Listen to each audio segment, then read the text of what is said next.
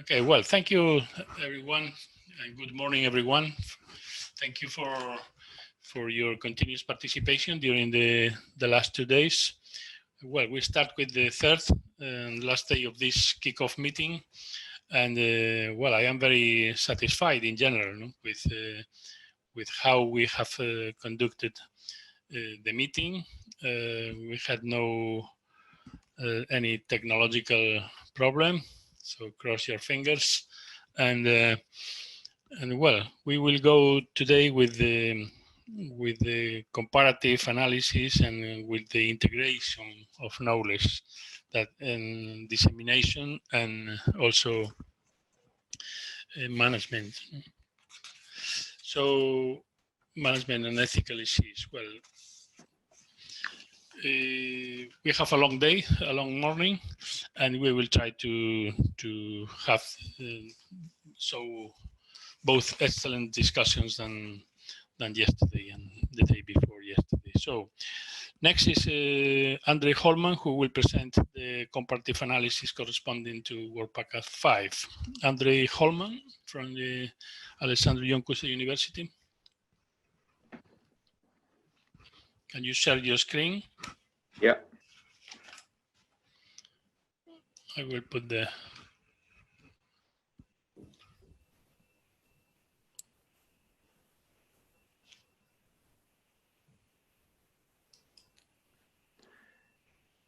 Hi, everybody.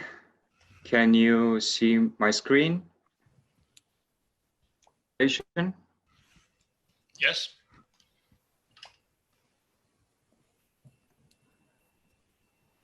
Yeah.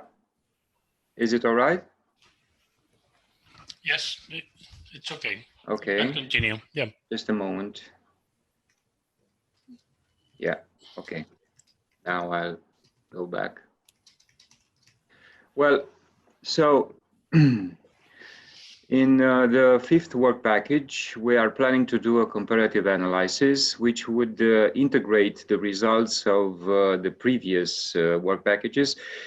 The basic idea, as you'll see, is to apply the analytical framework developed in the first work package on the databases emerged from all the empirical work that we will do in the third and the fourth work packages. And just a brief overview of what I will be talking about, the objectives, the cooperation with other work packages, tasks, and deliverables.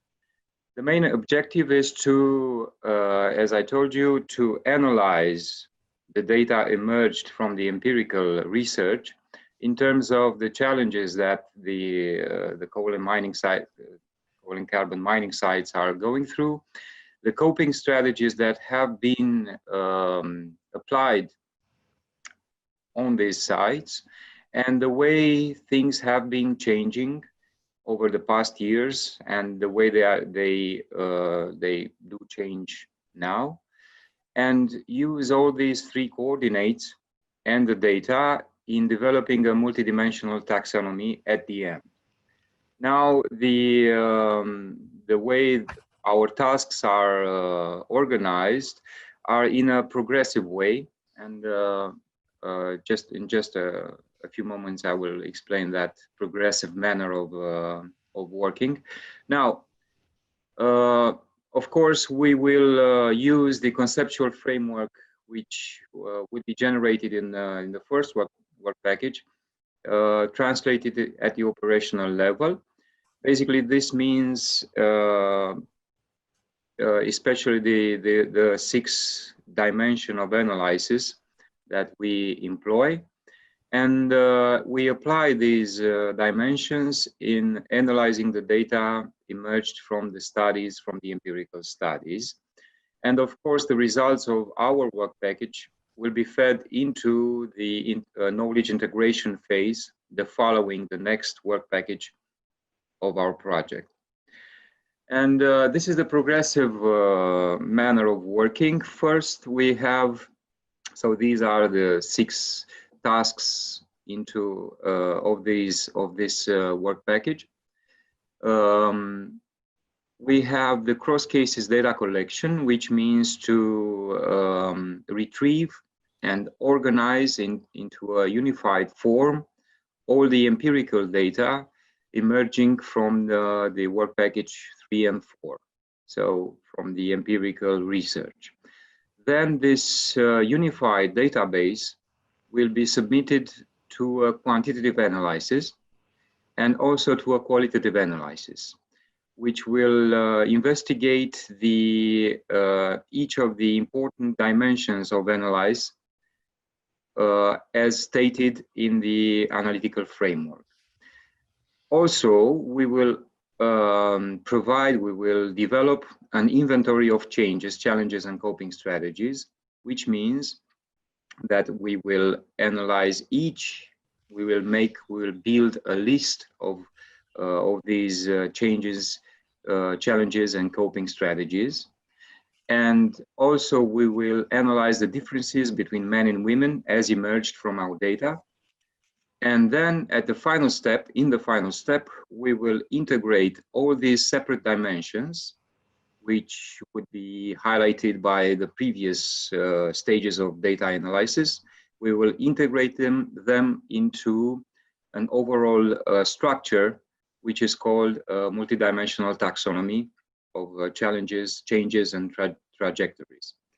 So let's start with the first task, which is basically to collect the data and to organize the data that would be gathered from the 13 case studies. And we will use the analytical framework in organizing the data, which means, of course, that we will have, let's say, separate strand of data on the economic side, on the psychological side, cultural, political, and so on. And then we will also make way or develop specific variables which would integrate data about the territorialization and the deterritorialization processes and factors. And so this would be the, let's say, the overall database emerging from our empirical research.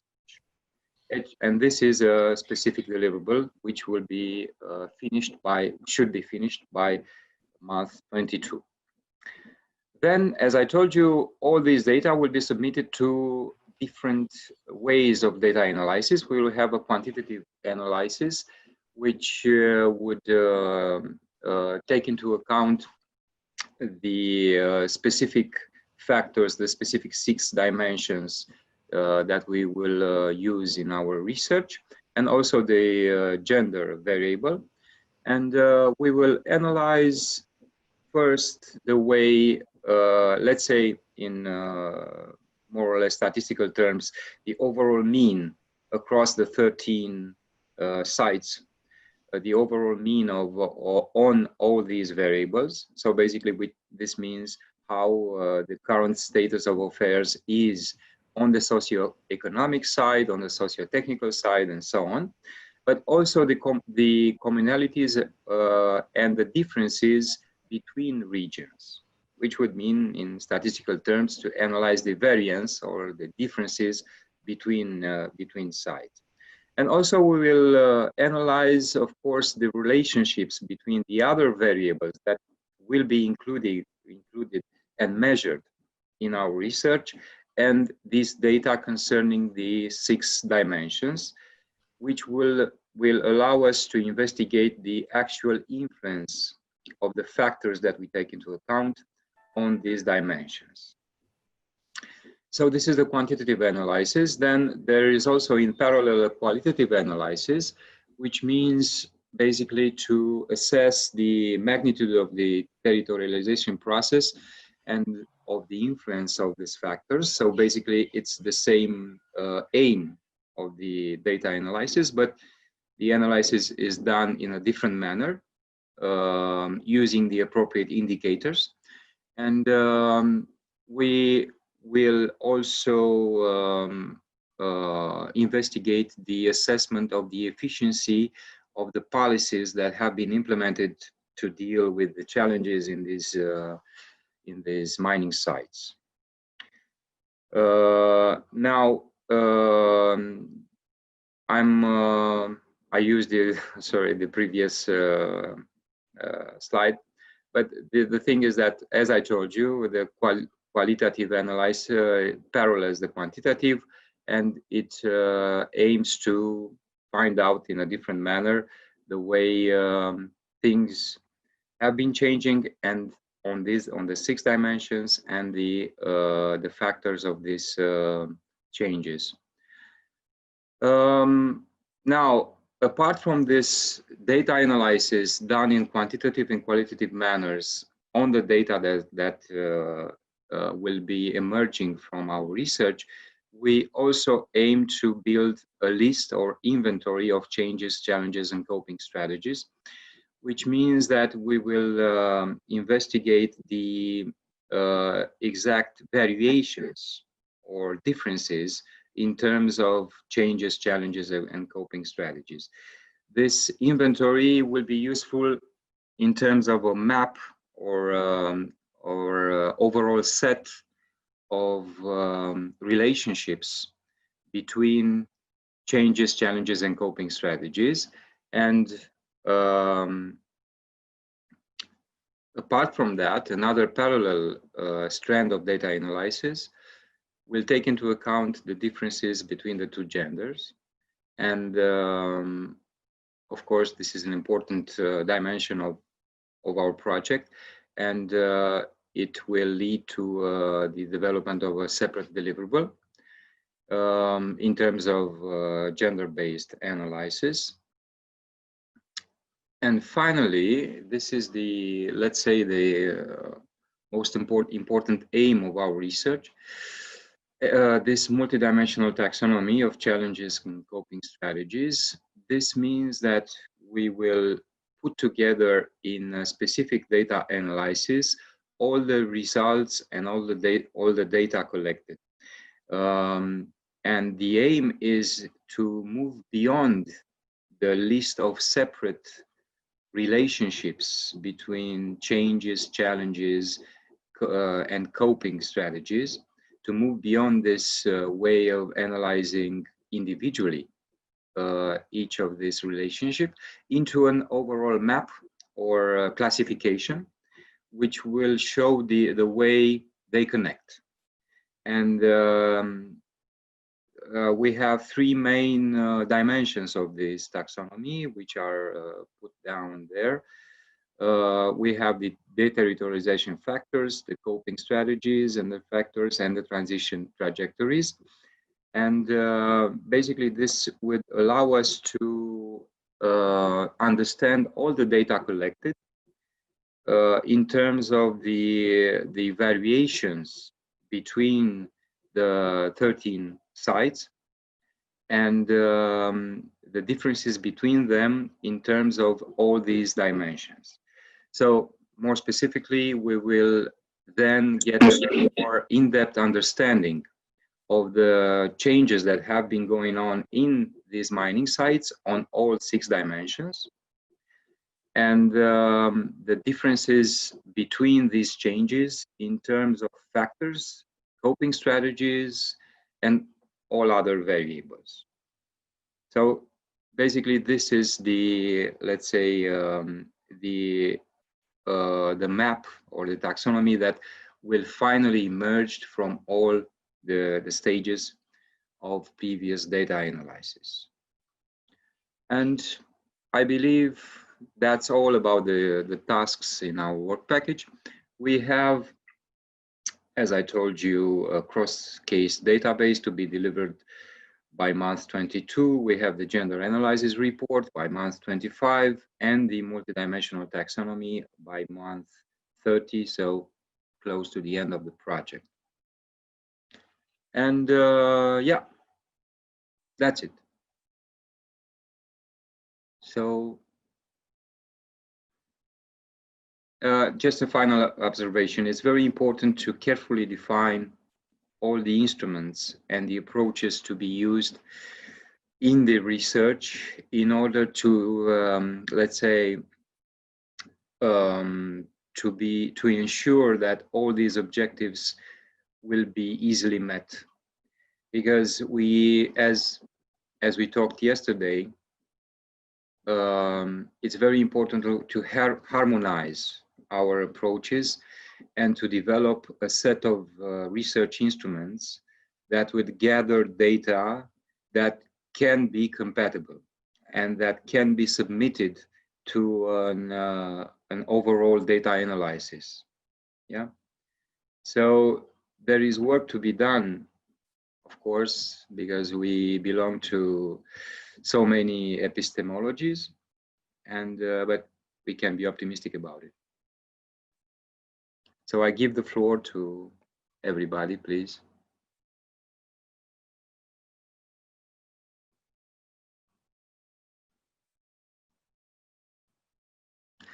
Okay, so yeah, now I'm looking at the chat. So Christian wrote down that we have to discuss the design of the multi-site survey in Work Package 2, exactly the thing that we talked about, and about the 50 responses per case to the survey. Yeah.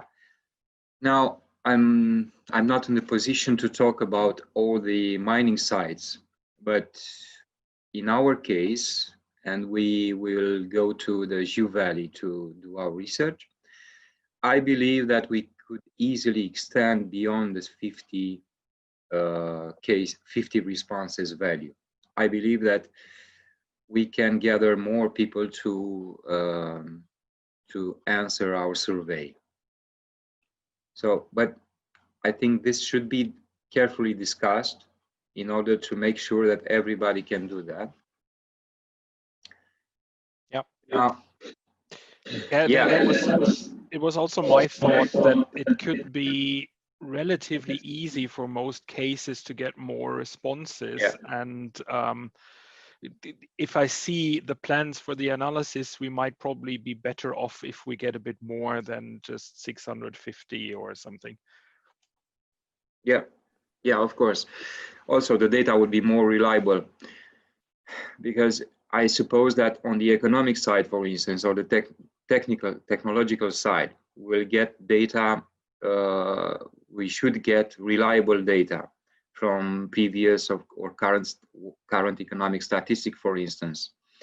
And we should make sure that on the socio-psychological side, we also reach the same level of reliability of our data. Yeah, but it also depends on the kind of instruments that we use, the kind of survey items and scales that we use, of course. Also, we should make sure in Work Package 2 that all the instruments have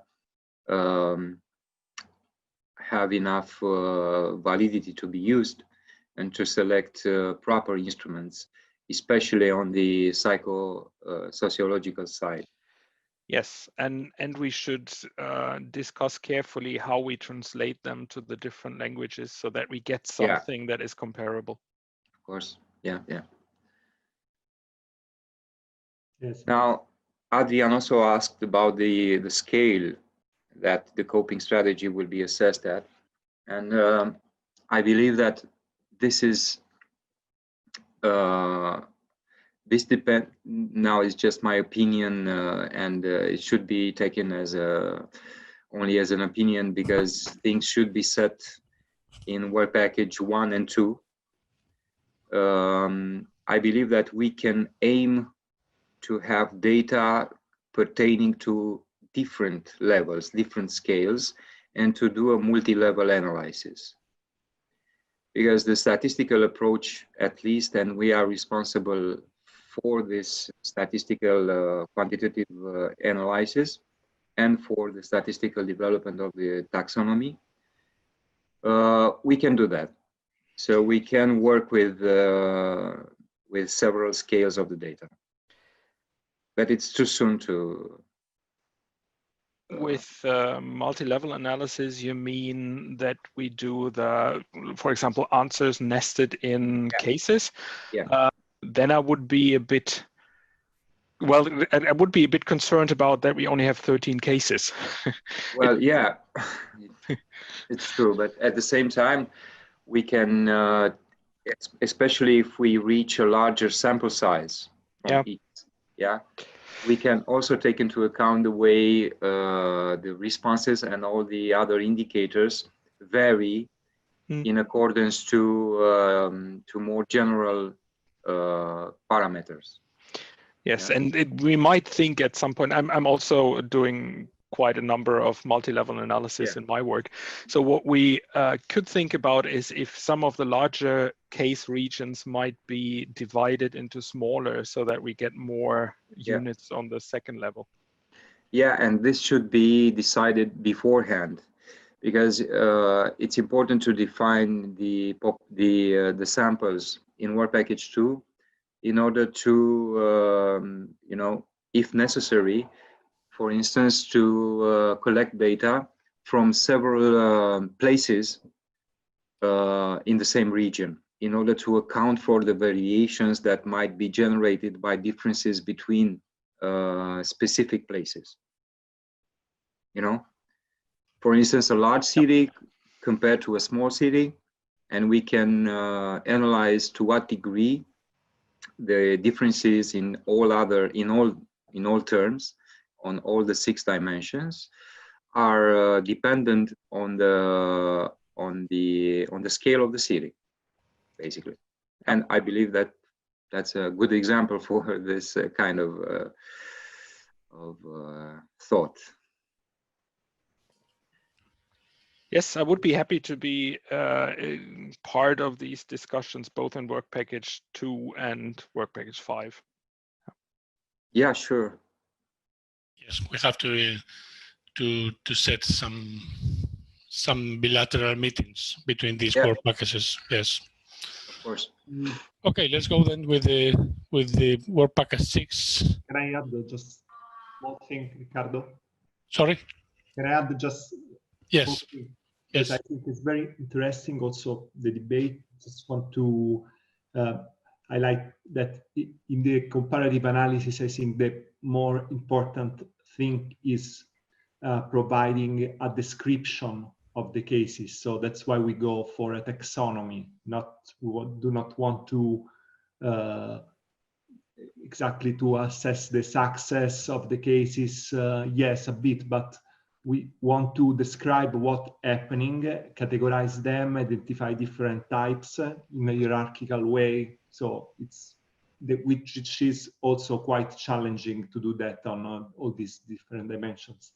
As for the number of cases, just to say that the qualitative comparative analysis, which is a method done for exactly for comparing in a qualitative way cases that are even different in complex context, the number of 13 fits with the methodology, which is from more than 10 cases. But of course, it can be also, I think we can think of subsets of cases also, because we also talk about different level yesterday of the cases. So regional, intended as NUTS 2, NUTS 3, probably there will be some part of the dimension that should be more community-based, more place-based. So I think we can work it out something similar. And also we have with the survey, I think we will have also individuals. We can also have another level of analysis. So for now, everything is quite undefined, but we can work on that, because the survey was intended as individual responses to identify individual responses to decarbonization, and while other analysis are more qualitative about the cases. So we can work on that and better structure the overall comparative approach. Thank you, Giovanni. Hello, this is Paul. Yes, Paul.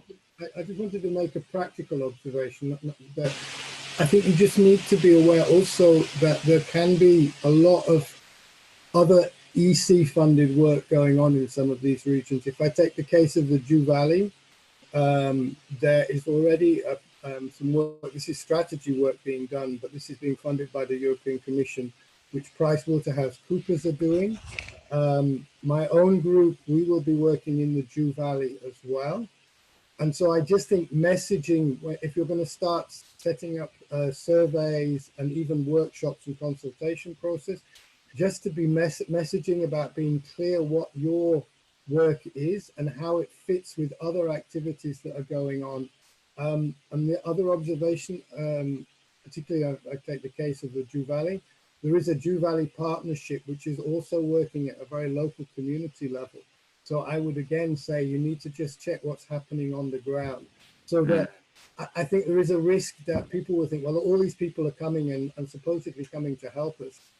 So just the messaging on this is going to be important for doing this type of activity. And it certainly applies to several of the regions that you're proposing to cover. Yeah. Okay, we will continue later with this discussion, and let's go with the Workpack Assist. That is my turn, so I will share my screen.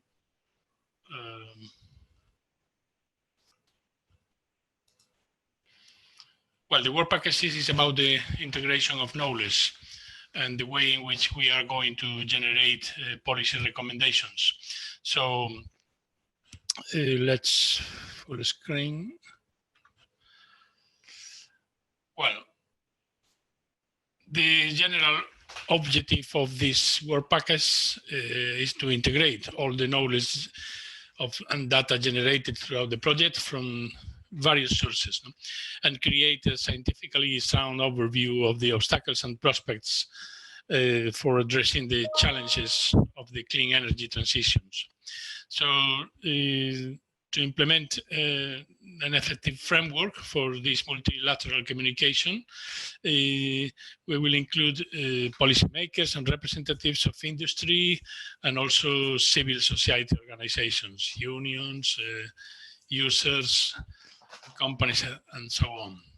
Well, we try really to provide a context in which the project findings can be interpreted and used. So we will try to create this interpretative framework, this interpretative way, that allow us to make the final recommendations at the different scales that we have programmed, regional, national, or European level, with theoretical impacts also.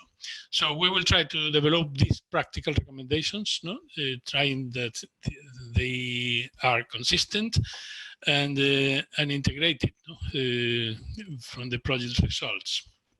So basically, the tasks to carry out these work packages have to do with first with the task SIS1 led by us, by the University of Coruña, where we will try to provide the knowledge integration framework that will capitalize the activities. And the tasks from 6.2 to 6.4 will be the interpretation of the knowledge produced from work package 1 to work package 5, in the light of a transdisciplinary level, multi-level perspective, combining local, regional, and national, European, and international perspectives in a single framework. Well, these tasks try to have three different subtasks. The 6.2 has to do with the socioeconomic simulations, the 6.3 with the multi-scale scenario building, and the 6.4 with the itinerary of co-creation meetings. So this is the general structure. After we receive the knowledge from the different work packages, we will try to establish the simulations in one side, we will try to build the multi-scale scenario, and we will create the itinerary through the co-creation meetings that we have to organize or we have to supervise in the different regions where a case study is taking place. And finally, we will try to build a report with a set of policy and practical recommendations, as I said before.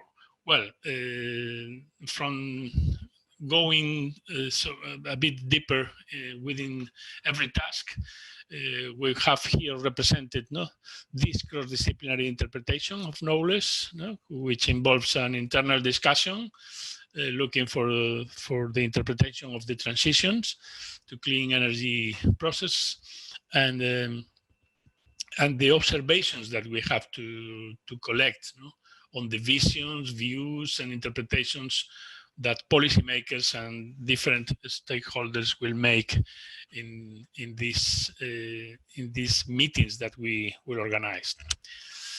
We will take into account here also the vision of the regions that are outside Europe. This will be made by Eurada. Well, in general, these three dimensions will integrate a catalog of interpretations, based in the work that all of you are going to do between Work Package 1 and Work Package 5, trying to produce in the month 13 an observation grid and a short protocol also. Well, finally, this task, this first task of the Work Package, have to produce a report, a knowledge co-production report, which contains a critical reflection on the context the project created, in which participants at different levels and with different backgrounds have come to know what is we need to do to drive clean energy transition in coal and carbon intensive regions.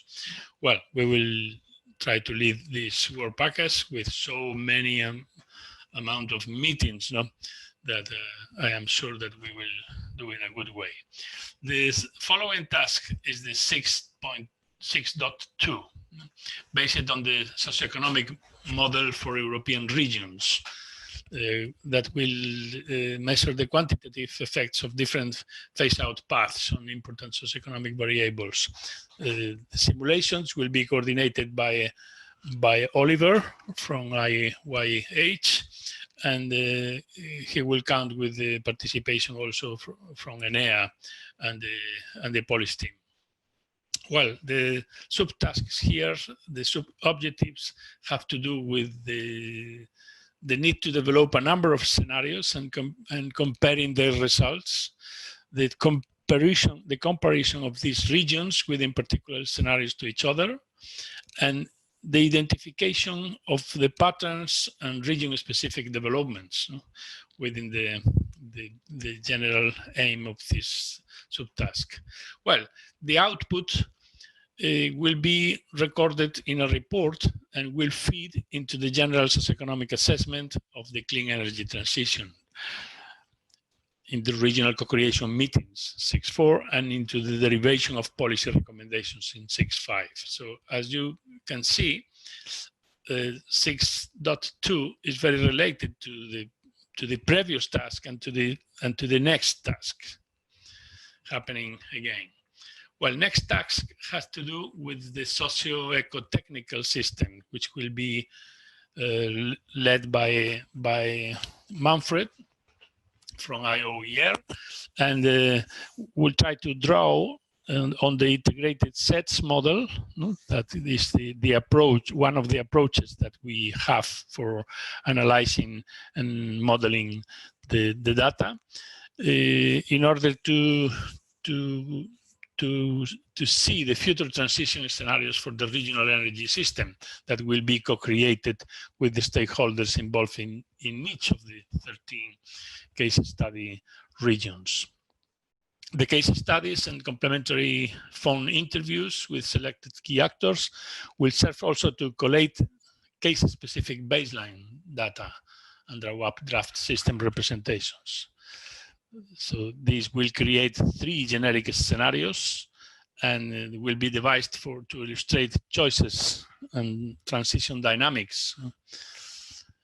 Finally, we will obtain draft representations refined together with the stakeholders in order to then derive case-specific alternative scenarios. So, as you can see, well, we will try to apply the SETS model to obtain the visions from the future and establish the different, identifying the obstacles, the pathways through the meetings that we will have of co-creation of information and confirmation of visions with the different kind of stakeholders we are going to count with.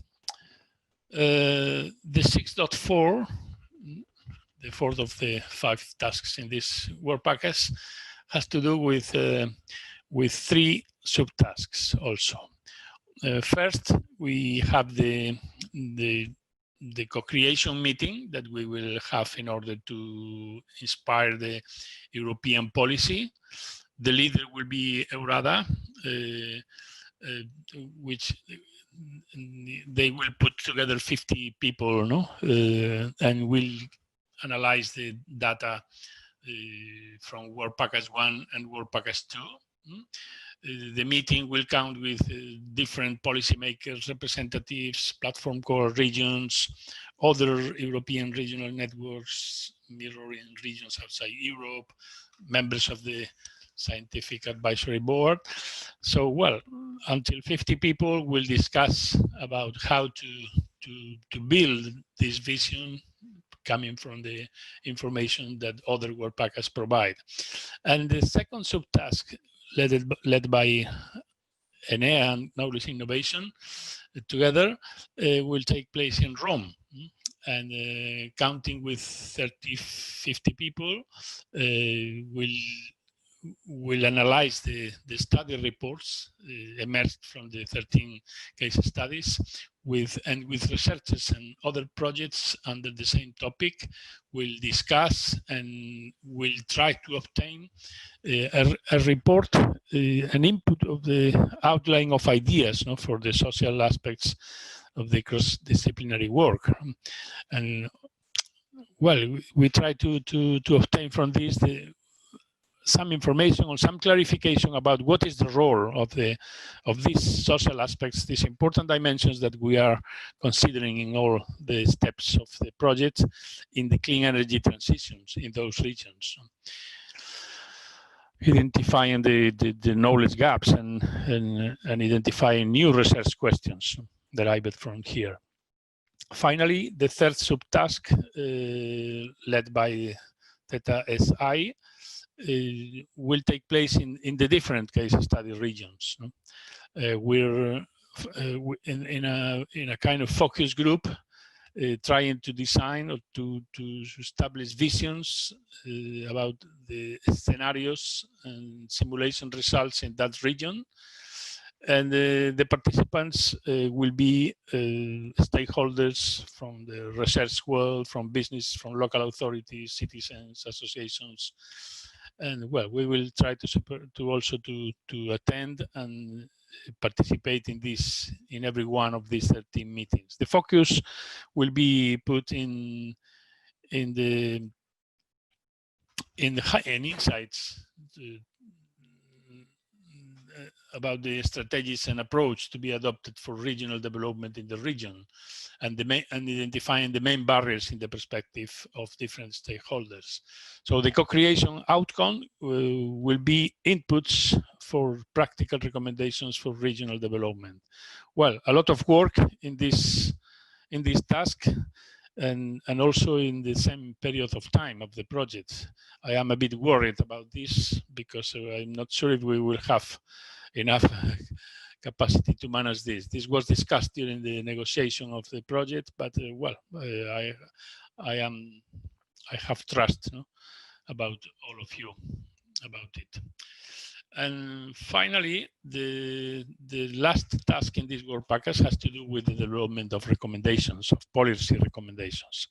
We have a 3-scale of levels, no? 3 different levels: European level with a focus on the how to drive the transition to clean energy for the Europe's coal and carbon-intensive regions with overall European perspective. This is addressed to policymakers, to European policymakers and European networks and European stakeholders, and also national government representatives that we have planned to invite, and we have budget for that. Well, I have to let you know that we had strong discussions with the European Commission about how to fund this. Well, I tried to say that it was very difficult to count with people if you don't pay the basic expenses, no, of accommodation and traveling. Well, it seems that maybe we have to make these meetings virtually. Well, we will see how evolutionary the COVID problem, the COVID phenomenon. At the regional level, the focus will be on the regional development and innovation strategies, and the aim will be to count with regional quintuple helix stakeholders. This is policymakers, researchers, industries, citizens, and also environmental and union representatives. Finally, we will try to design an outline of ideas for the cross-disciplinary work, and this will be made with a focus put in the study of the clean energy transitions, addressed to social and STEM scientists working on the clean energy transitions. And the particular focus will be on the issue of coal and carbon-intensive regions. Well, in general, we will produce here a draft for the final part of the project, a draft of the guidelines that will be produced by month 32 and circulated among partners for suggestions and revisions in order to build the deliverable, no, that will have to be presented at the final conference in Brussels, 1 month before the end of the project. So, in sum, the 4 tasks are represented here with the policy recommendations at the European level.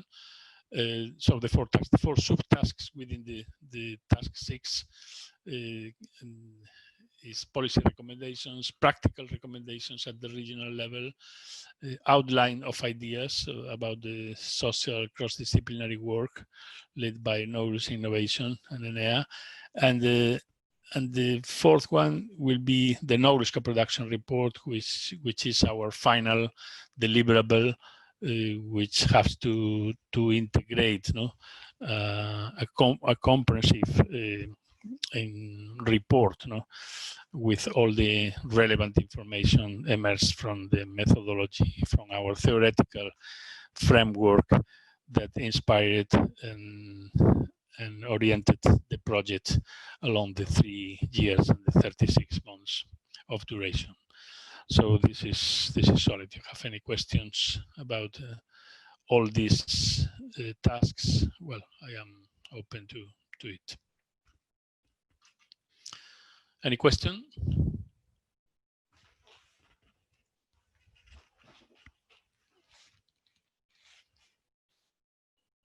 Let me see.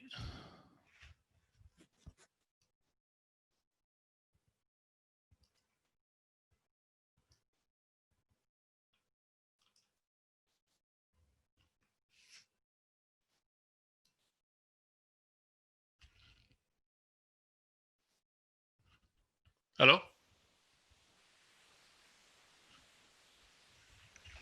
Oh, Can you hear me? yeah. Yes? I had the sensation that. No. We hear you perfectly. Perfect. So let me see the chat.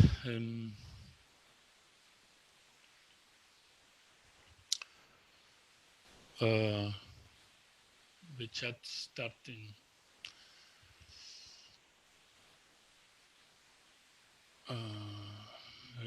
Remark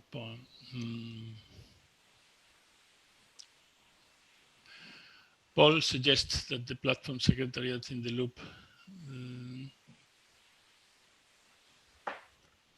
This was the previous thread. Yeah, right. So, well, any question? I don't have a question. I just have an observation to make, which is you'll be coming out with recommendations essentially in 3 years' time. And I think you need to be aware now that the phase out of coal mining and coal power plant production is accelerating.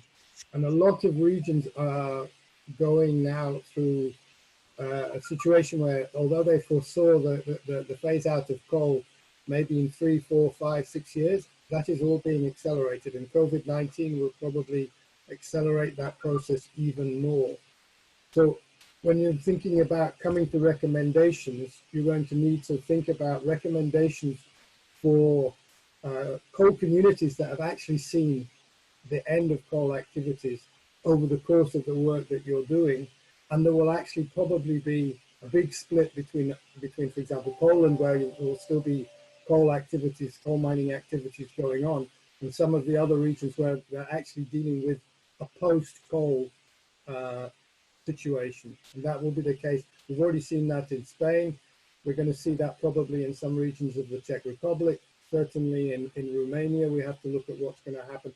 And the political situation is also being transformed at the same time with the Green Deal and things like that. So I just think you need to already be thinking about how you're going to be formulating recommendations at the end, being aware of how rapidly the situation is changing right now, to make sure that the recommendations are relevant to the situation not now, but the situation in 3 years' time. Thank you, Paul. Giovanni? Yes, thank you, Paul. This is a very interesting observation also because allow us to also to better explain which is the focus of these recommendations and more in general of the project, because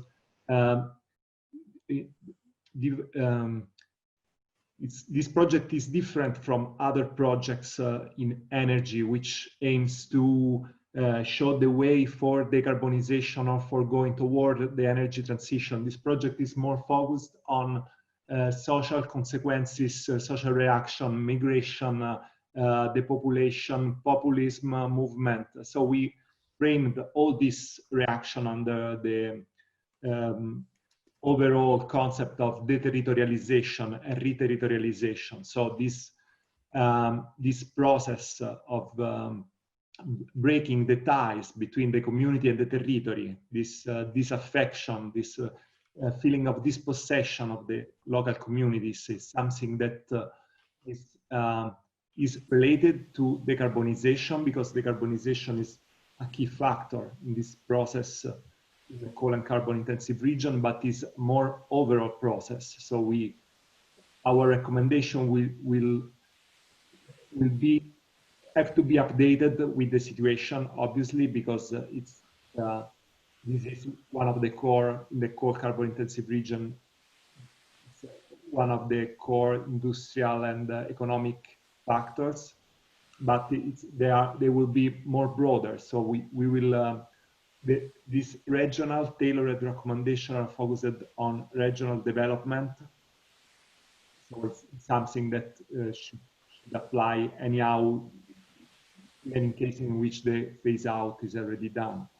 So for this, it's also important the linkage with S3 strategies, and also we have accentuated this aspect in our consortium also with the presence of EURADA, which is the network of regional development agencies. Okay, any other comment?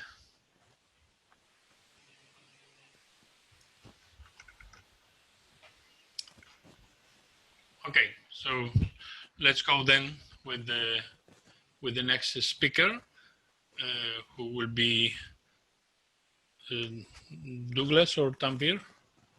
Tanvir? It will be Tanvir, yes. Tanvir or Douglas, okay. Hi. about the communication actions, visibility, accessibility, and transferability of good practices, sharing knowledge across the regions. Well, the floor is yours, Tanvir.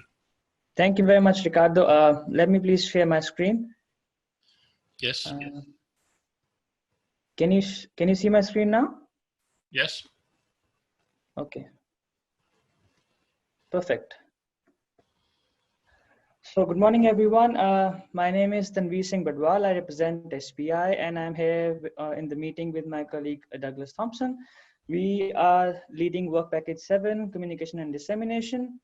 And the things we'll talk about, I'll talk briefly about SPI, what we do, and then I'll move on to Work Package 7. And I would like to mention in the middle of Work Package 7, we'll also conduct a small voting process for the logo of the project and also for the domain name that we plan to have for the website. Talking about SPI, we are a private consultancy company based in Portugal. Our portfolio includes management of projects with focus on innovation, and we also work with a variety of international clients on opportunities focusing on several domains and aspects. Like I mentioned, innovation, science and technology. We also have a focus on territorial development.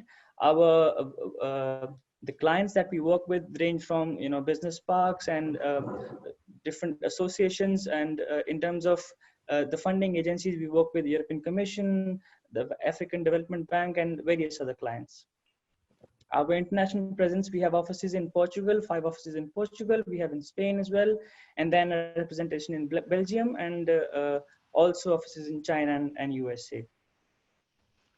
Talking about SPI's experience in European Commission funded projects. So we've had a strong contribution since FP5 to FP6, FP7, and in Horizon 2020, we currently are partner or leading in over 45 projects, among which is also the Entrances projects that we're involved in.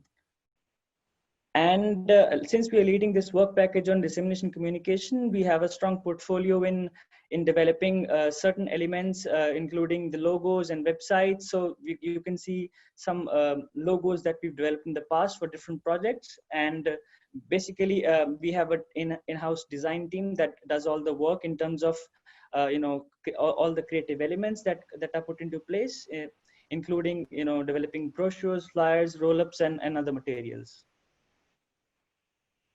For work package 7, SPI is leading this work package. We have other task leaders as well for 2 tasks, which is URADA and UDC. This work package, the overall aim is, of course, to disseminate and communicate what the project is doing, including the activities being conducted, and also the results and outcomes that are being put forward. And various tools and channels will be used, and those have been defined in section 2.2 of the proposal, and will be further improved in the plans that we do in the initial months of the project. So in terms of specific objectives, the idea is to first develop a plan, how we plan to conduct this dissemination communication for the period of 3 years, and then the plan will be adapted, according to how the project is being working, and then the idea is to have good coverage at the EU level, the global level, and also at regional level where the regions are based, and the partners are also. We'll also develop promotional materials and tools in line with conducting stakeholder events and workshops. So we will be developing these materials that you can use in the meetings and workshops that you conduct, and to make sure that our project has a good coverage and visibility. Other objectives include knowledge sharing across the case study regions to promote co-creation, and also to sustain the overall impacts of the project, so that the exploitation is also carried out in line with dissemination communication. There are 7 tasks in this work package, which include, and 5 of these tasks are being led by SPI, 1 is being led by URADA, and 1 by UDC. The tasks include developing the strategy, developing the website, the materials, and there is a task on papers and policy brief, and 7.5 is on external participation, and then the last 2 tasks are about establishing a board of stakeholders, and then there's a final conference that will be conducted by UDC.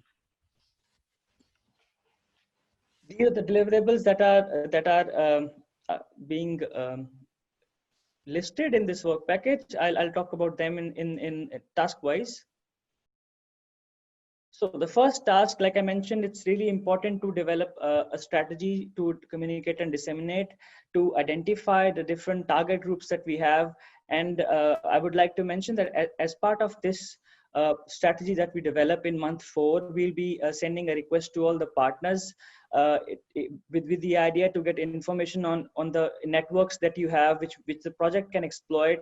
So those requests will be sent to all the partners and then included in this plan that we will develop in month 4. The plan will be then updated in month 20, and in the end, there will be a deliverable called the final exploitation plan, which will focus more on the exploitation elements, but also include some parts, including the results of dissemination communication action that we've done. The second task is about establishing a website. So I would like to mention that the website will be developed by SPI. Our design team has done various websites in the past, and we manage all the content that is being published on the website. So one point I would like to mention here, that it's very important that the partners inform SPI of all the activities that they are conducting in context of entrances. For example, any events or any conferences that you attend, and then mention entrances in those conferences. It will be good to click some pictures and send a paragraph to SPI so that we can put it on the website, and the website is already in line with how the project is being moving forward. So the standard EC disclaimer and GDPR will be taken into account. We always have a one-page disclaimer including all the components. And I would like to mention that the materials that we'll develop, the brochures and flyers, all of them will be available on the website. The digital versions will be available. And so this is a basic framework that we developed. How the structure of the website will look like. We'll have several sections, including the consortium and the case studies. We'll divide it into 2 halves, and then news and events, outcomes, contact. I mean, we will do a first version of the website and then circulate and then share with the consortium. But any feedback that you have it may be in regard to your organization portfolio, the logo, or any basic suggestion it can be. Please let us know your feedback. We'll be happy to make any changes that are relevant. I would like to make a point here that there is a section here about clippings. We generally do this section which is called clippings, and it's about mentioning about third-party platforms where our project has been mentioned.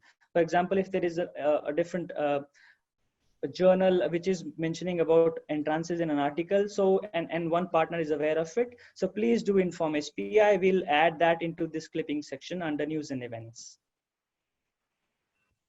Regarding the other aspects about the website, I mean, there are 4 domain names that we listed, and would like your feedback. So after I talk about the logos, I would like to ask about your feedback on the logo and the domain name.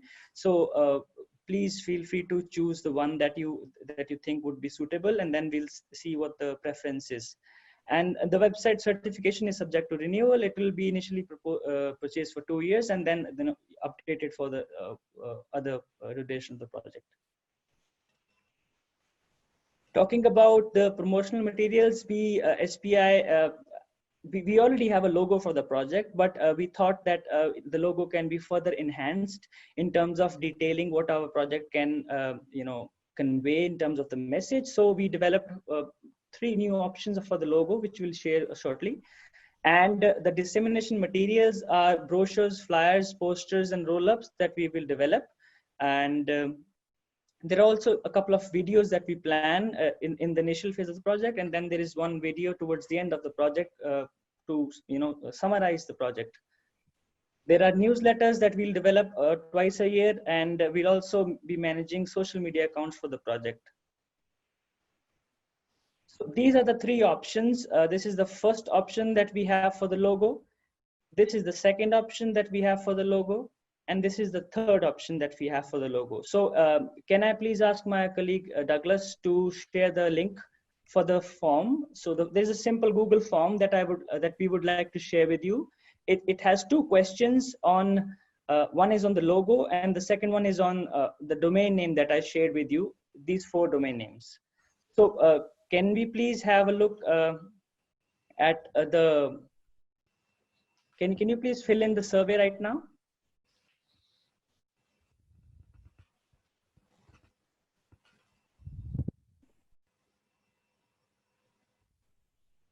It's just come up on the chat. But Tanvir, do we need people to do it straight away, or why don't you continue on so that people have a chance to consider it?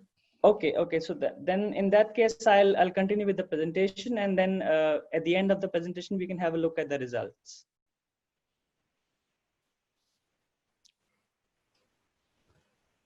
Okay, so here are some examples of brochures that we've done in the past for different projects. So this is a brochure standard 21 centimeter by 45 centimeter. And this is an example of a flyer that we've done in the past. It will be a 2-sided flyer basically. And the flyers mostly be used for events to detail the agenda for the events. For the poster, here is also an example that we mentioned, and this is one of the roll-ups that we've done for SPI. So we also do roll-ups for the projects. So we will be also developing a roll-up for entrances, which you can use it in your workshops. There is also an example of newsletter we've done in the past. 7.4, this task is about papers and policy brief, and SPI will support all partners in developing specific documents for dissemination. So, I understand there is a good overlap between this task and one of the tasks of work package 6, which Ricardo just presented before this work package. And I think it would be good to understand the synergies and how we can, extract the outcomes of that task and use it in this task. This task will also develop 15 evidence-based policy briefs that will be done for different case study regions. And there is also a mention of that 4 or 5 papers that we intend to do to this task. External participation, it's an important component that we always stress on, that when a project is being implemented, it's important to identify other events relevant to the subject of the project where the project can be portrayed and mentioned about. So this task will encourage participation in those events, and of course in line with dissemination of news about those events on the website and social media.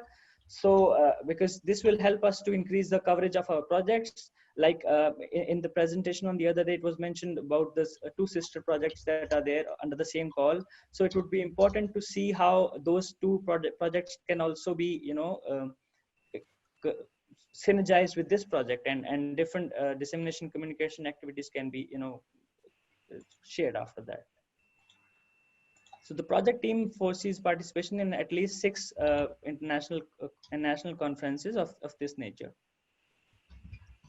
This is 7.6. It's being led by Urada. I'll not speak about it too much because I think in the agenda we have a specific slot for this task. But this task is also under work package 7, and it's more about establishing 2 different networks. One is about regional stakeholders. One is about peers, regional organization outside Europe.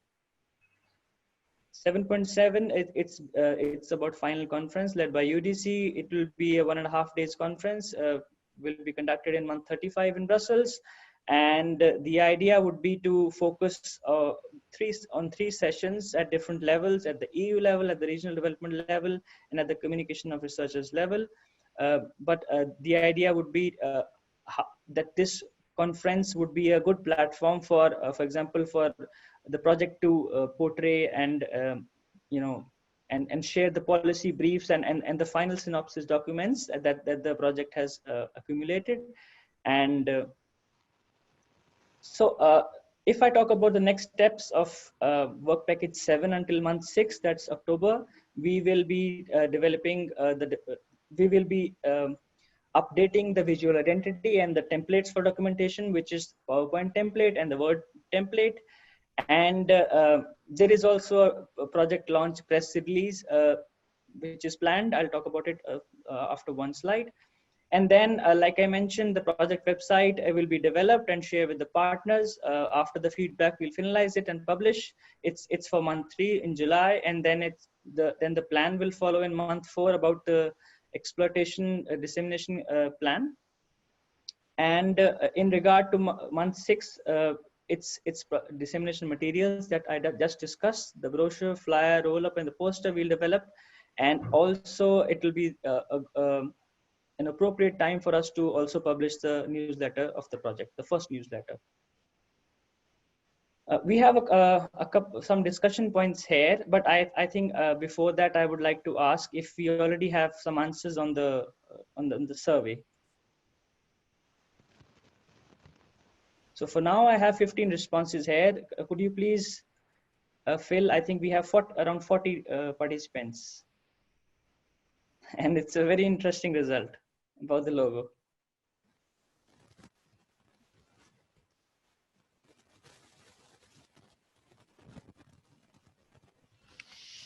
Well, the logo is really very curious, yeah?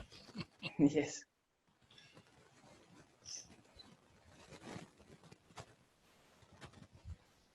For the domain name, I think we have a clear option for the 4th, www.intransisproject.eu.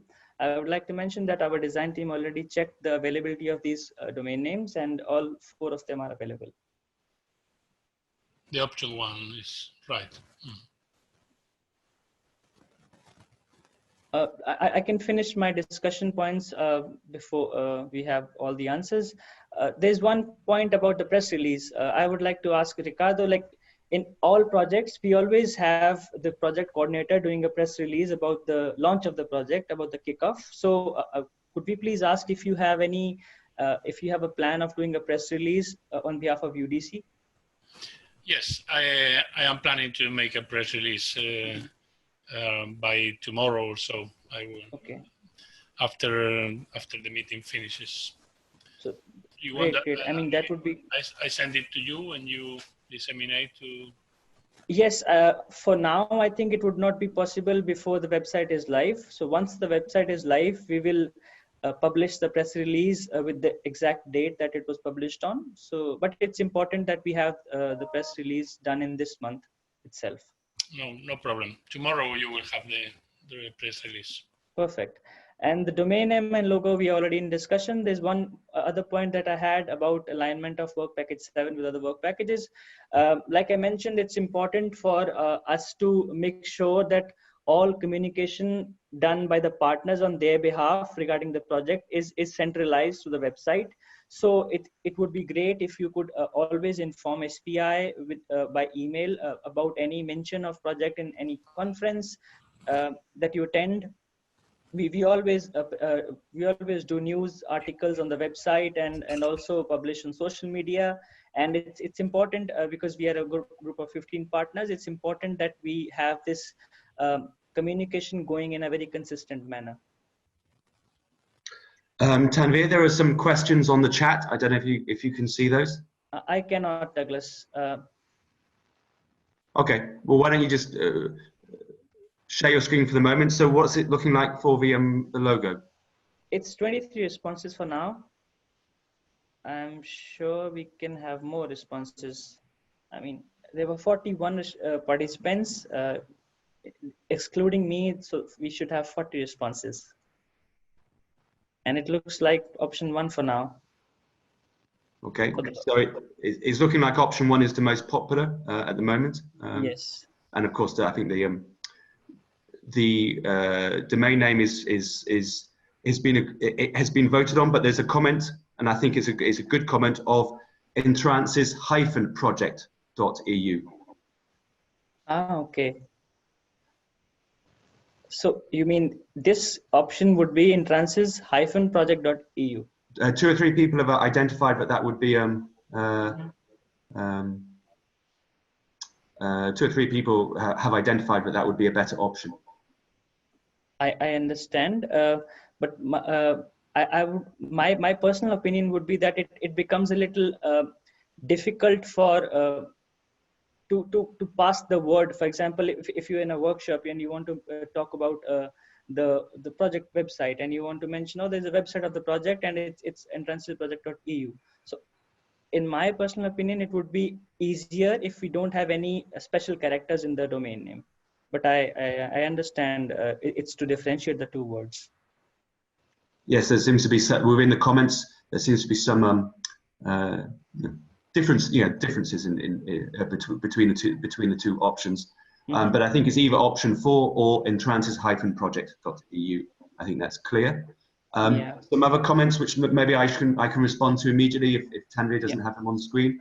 Will SBI also collect the information on dissemination necessary for periodic reporting? Yes, we provide a template for that to be collected. Obviously, we provide that in good time. And indeed, that's somewhat based on the template which we will send around very soon to provide information, to collect information which can then go into the actual dissemination plan. I'll go through some of the other questions then. There was a point that it runs clustering meetings for all funded projects in the energy domain that they coordinate. So there will be joint discussions within there. And there's a question about a non-English version of the site that often comes up.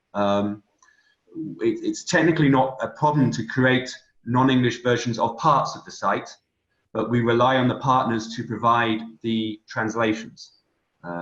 If that can be agreed, then of course we can put that with, Tanvir, correct me if you think if it's different, we can put that within the plan, but certain aspects of the site can be in various languages, and that's no issue at all. But that does, that relies on the goodwill of the partners as well to help translate into their local languages.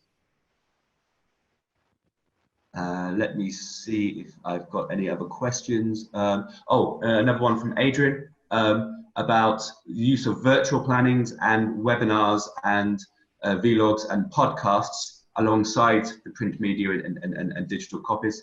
Yes, we have lots of experience of running webinars for projects and less so with podcasts, though we've done some.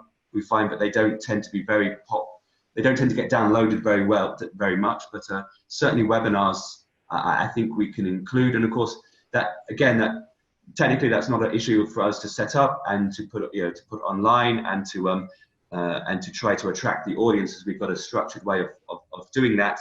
But of course, one needs the partners to provide the experts, which can then run can then operate the webinars. But we very would. Again, Tanvir, correct me if I'm wrong, but that sounds like a very good suggestion as well, which I don't think was included in the initial plan. But of course, I think we can include it. Okay, thanks, Douglas.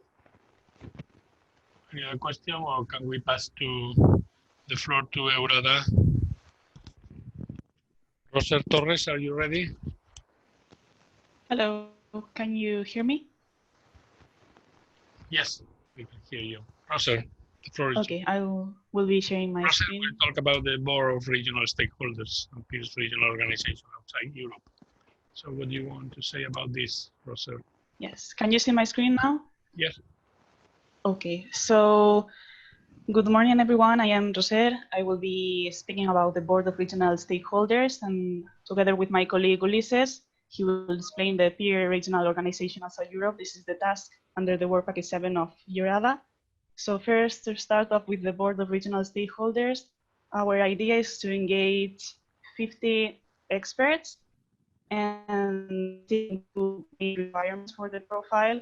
First of all, we would like them to be able to share their good practices and activities in this decarbonization and deterritorialization process in the regions that maybe the project is not covering. So first of all, we would like them to better explain their experiences, their barriers, and their practices and how they have implemented this alternative economies and energy resources. And one of the other necessity we want from them is to further disseminate the results and activities of the project. We would like them to, we will keep them informed of the project activities and how it is evolving. And we would like them to disseminate this within their network or their region, their countries, and so on. And how to engage them? We have an internal newsletter that we normally use to contact our members when we are doing any partner research and when we require any specific profile.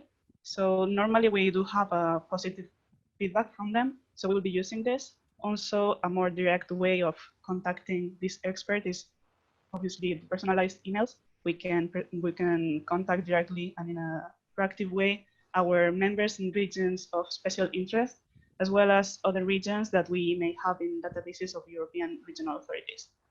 Then whenever the website of the project is launching, we can conduct an open call there so that any applicants that meet the requirements and the profile can help us in this creation of the board. And the procedures of selection of this applicants is not defined yet because this will be a later step. So maybe it is wiser to first see which experts we are engaging in the board and then see what of the applicants can give any new insight or can be more beneficial for the overall project. And then we are open to any recommendation. We have thought to maybe contact the Eurocall network. Maybe we can also contact the sister project under the same topic. And of course, we are open to any recommendation from any of you. Then we have thought to engage them before month 6, because this will give us a lot of time to maybe inform them, because on month 6 also, SPI just explained, we will have the first newsletter, and this will give us time to better inform them before the first co-creation meeting, which is organized in month 12, but also the engagement of the board can be also more flexible.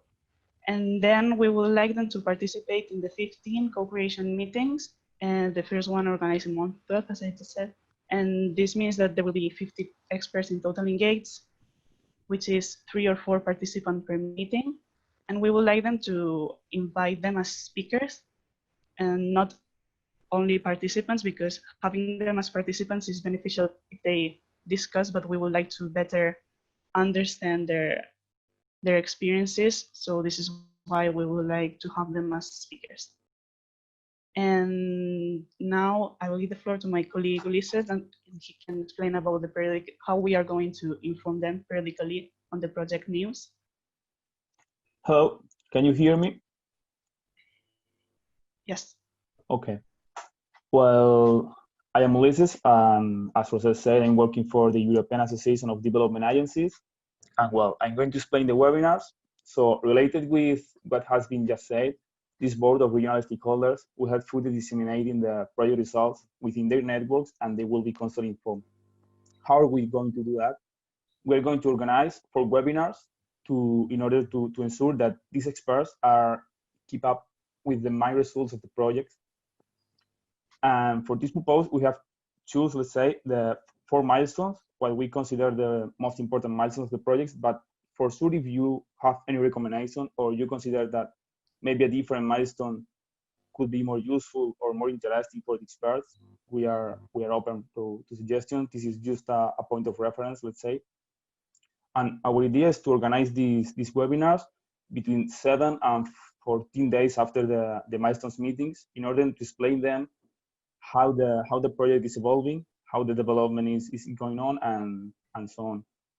And I saw in the chat that someone has mentioning that we can use these webinars as well for what we were discussing before about how to communicate, how let's say to have this direct communication channel with the regional representatives that are in the project. And yeah, we can use these webinars as well as a forum to get some feedback and as well to explain them what are going to be the recommendation of the project. Can you pass the slide, please, Jose? Okay, we are going also to involve the 3 peers regional organizations outside Europe, as is named in the task 7.6. EURADA should contribute to disseminate the results of the project in the international dimension by selecting 2 or 3 institutes affiliated to EURADA among peer regional organizations in Africa, America, and Asia.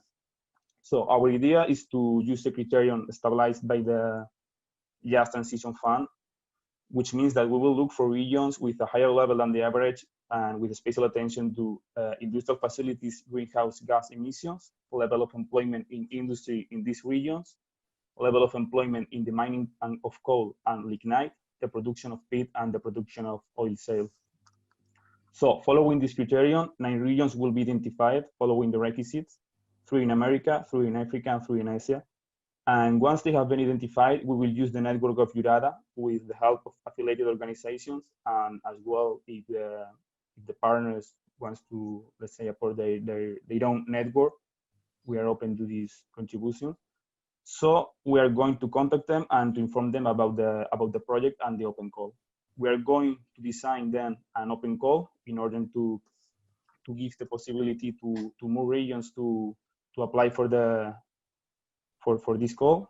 And then after we have gathered at least, let's say, 9 or maybe 10 regions, we will decide which 3 regions will be chosen to be a part of the peer regional organizations outside Europe.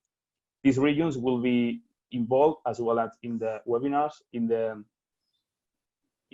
conference that will be held in the month 12 in Brussels, and in the final conference on the month 35.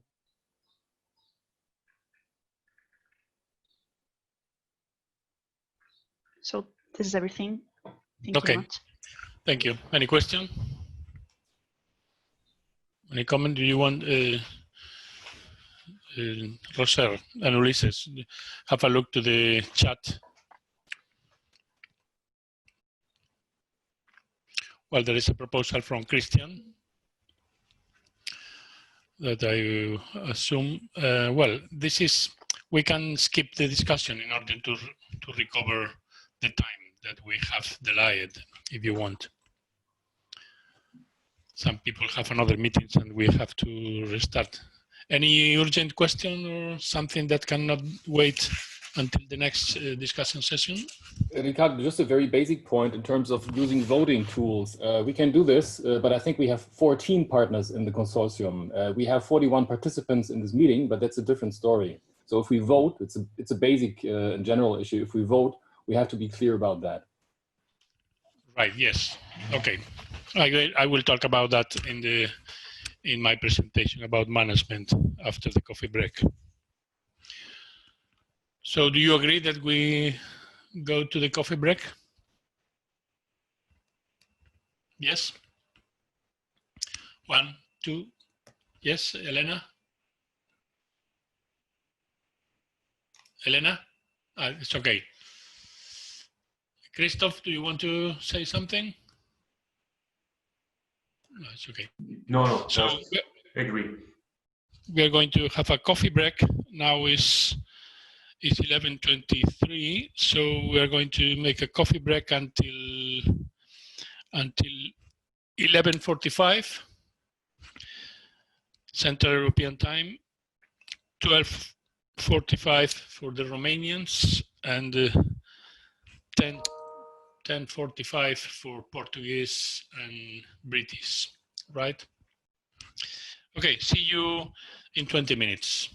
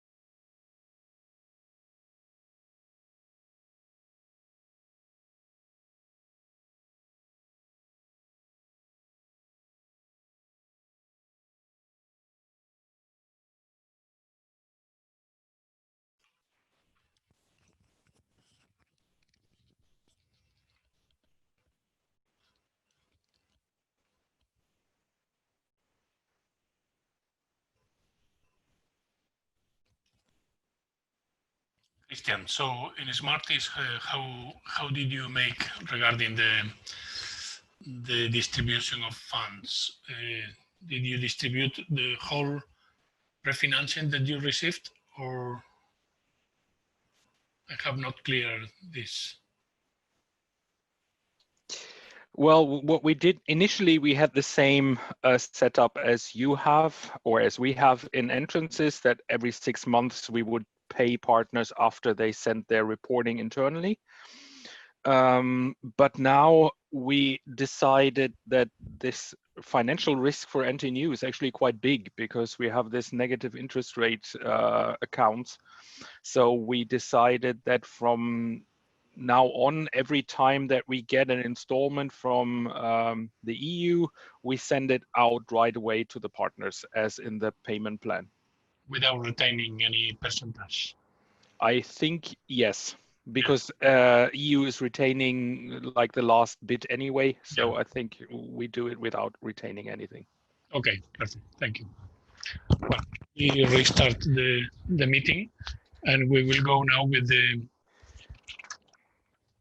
the risks that will be analyzed by Christian Klockner. He already sent some information about this. I hope all of you have read in the Dropbox.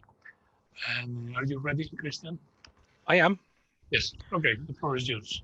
Okay, I will do a quick presentation of how I see the risk management for this project, and especially in light of the COVID-19 situation. So I will say something about general risk management procedures first, then go very briefly through the list of risks that we mentioned in the proposal, which actually was quite comprehensive already and might cover some of the COVID-19 risks already. But I thought it would be good to have a more specific view on the COVID-19 risks in addition. So I proposed a list of things that came through my mind, also based on the experience that I now have in a different project with risks that suddenly pop up there. And maybe if we have some time, we could have a discussion in the end, or otherwise we continue that in the months to follow. So what is the background? Well, every project this big needs a risk management, and it's quite essential so that we can proactively discuss with our project officer and with the partners how we deal with different risks that show up on the horizon, if they materialize or not. This is quite important to have them and to have a plan to mitigate them. And Ricardo asked me if I would be willing to be the person that is like responsible for keeping this risk management procedure in place. And I thought that was something that I could easily do. And my proposal for that was that then I should be part of the work package leader meeting so that we can make the risk management a fixed part of the work package leader meetings throughout the project. As I said, we already had defined 10 risk factors and corresponding mitigation measures in the proposal and now also in the description of action. And they are now in the participant portal. So there's a list of risks that we named there. But I also see that COVID-19 puts some additional unforeseen risks on the agenda, even if some of them are already covered by the risk assessment in the proposal, but partly they are not. So first, for the procedure, what I did prior to this meeting was that I designed a risk management table in Excel, which I can show you after this presentation, where I put a little bit more information in than we have in the description of action for each of the risks. Partly because at the periodic reporting, we need to answer if the risks have materialized and what kind of measures we have put in place and so on. So I already put that into that table. So for each of the risks, I have now a description of the risk, which work packages are affected, Also which tasks are affected, which is new, which partners are affected, because some risks are like more partner specific, and the assessed likelihood of manifestation, which already was in the risk assessment that we have in the description of action, proposed mitigation measures, and then the two new points here: has the risk manifested, which we need to decide at some point then, or report at some point, and also which mitigation measures were implemented and what kind of effect did those measures have. Risk management is going to be a fixed topic on each VP leader meeting, steering group meeting is what I propose. And the partners should report new risks they see arising or important updates of the status of known risks immediately to me and also to Ricardo in CC, as he needs to know about this also. And then we might have like the same structure in the risk management as we have in the management of the project, that we have like the work package leaders that report risks relating to their work packages, and the task leaders then report to the work package leaders if they see something coming up. Case responsible researchers report risks related to their cases to the work package leaders in 3 or 4, where we do the empirical work, or if we later talk about these workshops, then to the work packages where the workshops are. And consortium partners report the risks relating to personnel issues, which I will come back to. So there might be some personnel issues coming up during the project. Risk mitigation measures are discussed and coordinated with the respective involved work packages, task partners, and cases. If risks require larger mitigation issues, then the General Assembly decides on requests of the steering group. It might be that, for example, for some, we just had it in the Smarties project, that we decided that now we are so delayed in some of our empirical work that we need to ask for an extension of the project, and that is something that needs then to go through the General Assembly, such larger adjustments that are not only moving around a little bit of resources within a work package or something like that. And then, as Manuela told us on the first day, the coordinator corresponds with a project officer around risk-related issues, if necessary. For example, delayed deliverables, delayed milestones, project extensions, even reduction of activities, if that might happen, or budget redistribution, something like that. So the larger things that need the approval of the project officer, the coordinator is responsible for discussing that with the project officer. So what kind of risks do we have in the proposal? We have a list of 10, and I just list them here. So we said that it might be that we have different conceptual backgrounds, and that we see that these are not compatible or are not enough harmonized. We said that this is a risk with a low probability, but we need to have a focus on that in work package 1 and 2. Unforeseen events, conflicts, or disputes among partners. Well, that can always happen in a project with so many partners. So we will see how that goes, and we'll need to be aware of them as early as possible. Delays in respect of the established timeline in order to achieve the results scheduled. Also, that is relatively likely that it happens in a project that complicated, but we can handle that if we communicate well with the project officer. So and I had her before in other projects, and she's a very sensible person, and you can always argue with her around these issues. We just need to communicate them early enough. Insufficient or inadequate data collected because of administrative obstacles happens more often than you would think, that this risk manifests somewhere, and we need to have a good plan B in such cases. So if we see that we have problems accessing data, or that the return rates are not good or something like that, we need to know that early enough. Difficulties in managing a large quantity of scientific information. Well, it's many disciplines, it's many perspectives. So the integrating work packages have actually quite a big job to do, and we need to be aware if there's some risk coming up there that we are not able to manage this. difficulties in developing the policy-oriented products. Well, that is then related to the work package coming after that.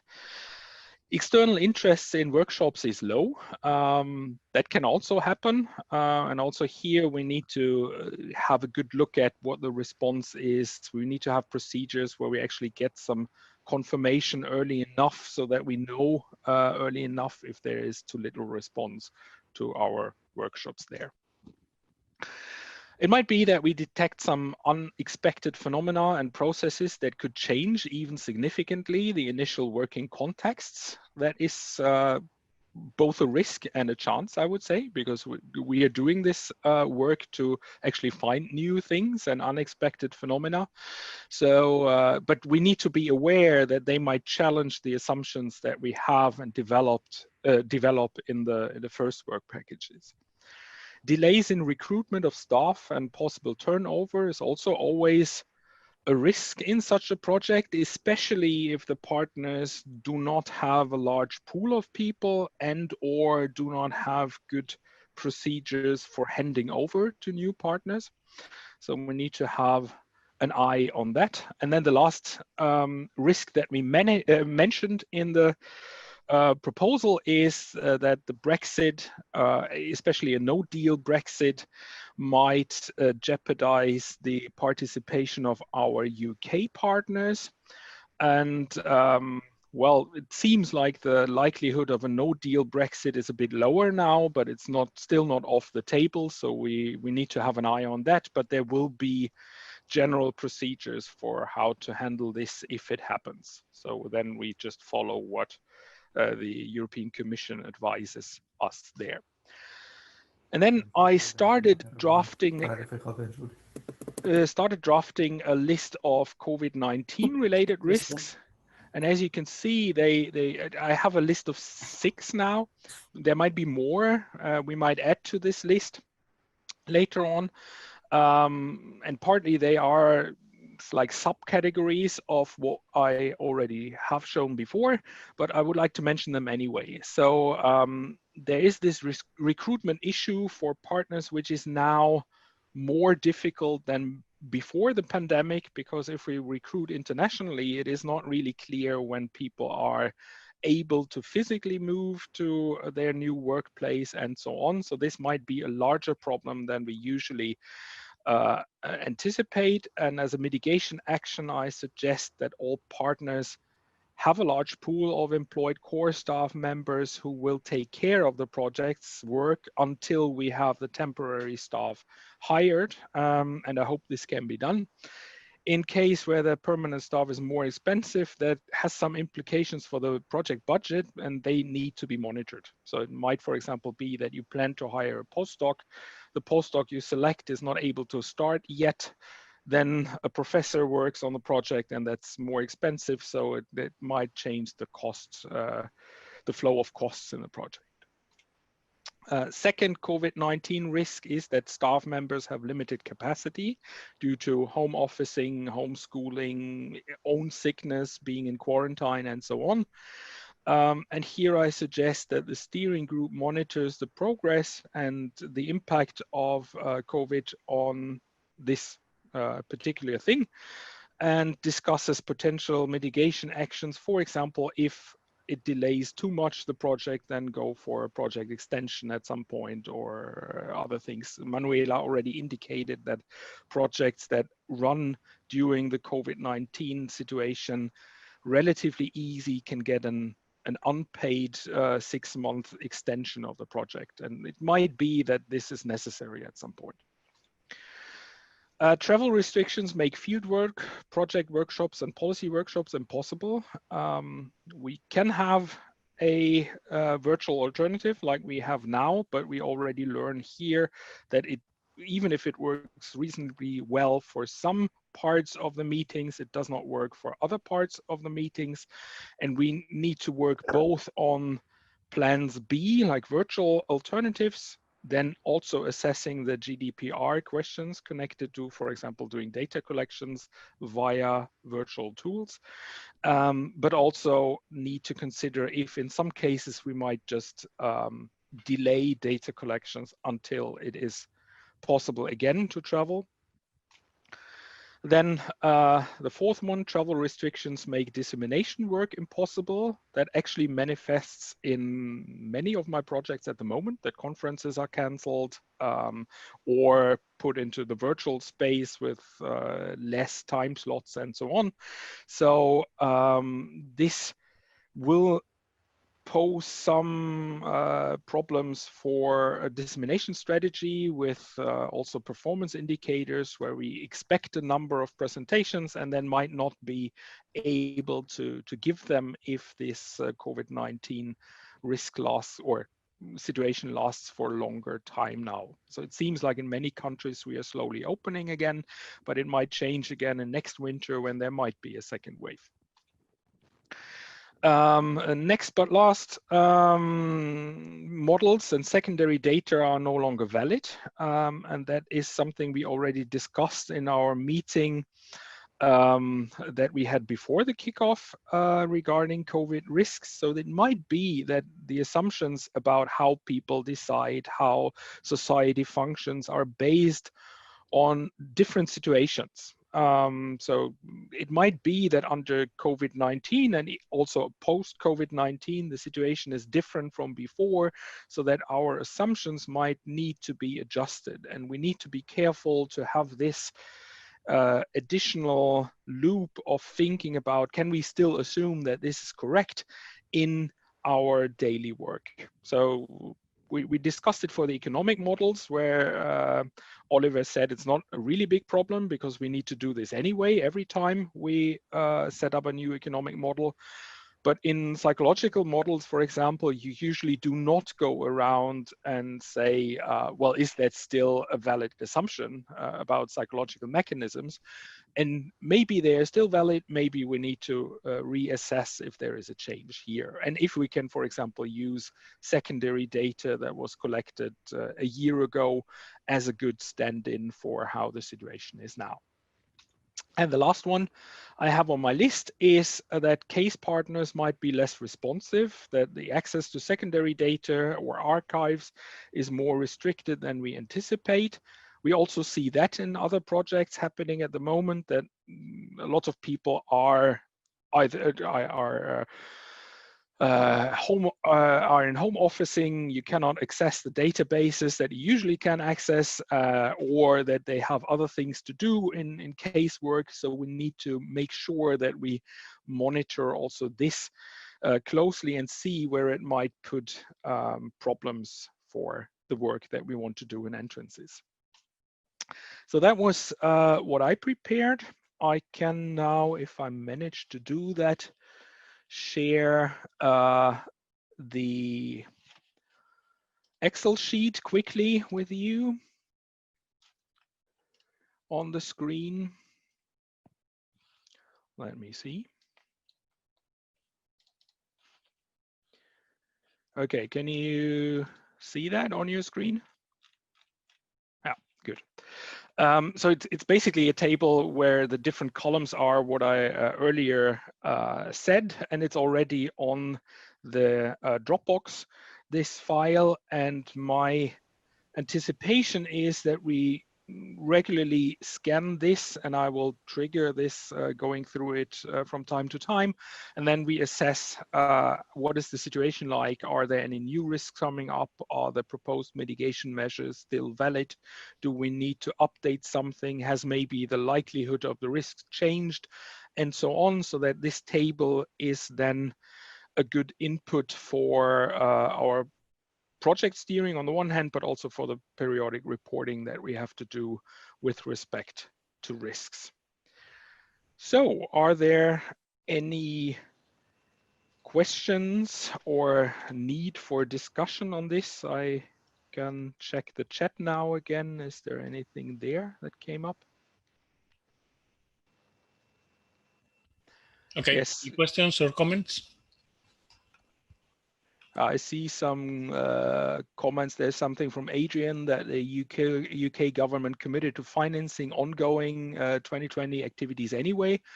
And that just means that this risk is basically not existent anymore if the UK stands to that agreement. And then Ricardo said that many international societies and associations are organizing virtual meetings and symposia. So of course we can have this part of the dissemination activities going on. Yes.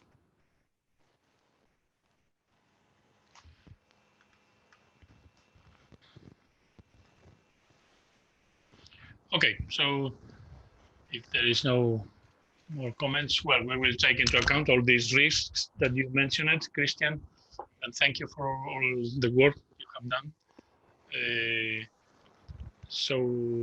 We will have present these instructions, and if everyone agree, with that, it is absolutely very convenient. So I'm going to go with the management, if you allow me to go now. Then management has to do mainly with, and you see the,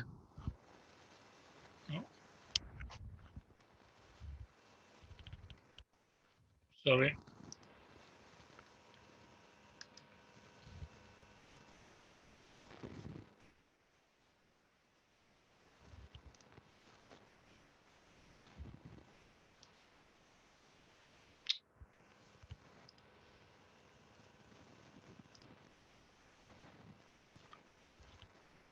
Okay, so this is management. Well, we will talk very quickly about what is our reference framework when we talk about management. The two documents that we have as main reference are the grant agreement and the consortium agreement. So along this presentation, I will try to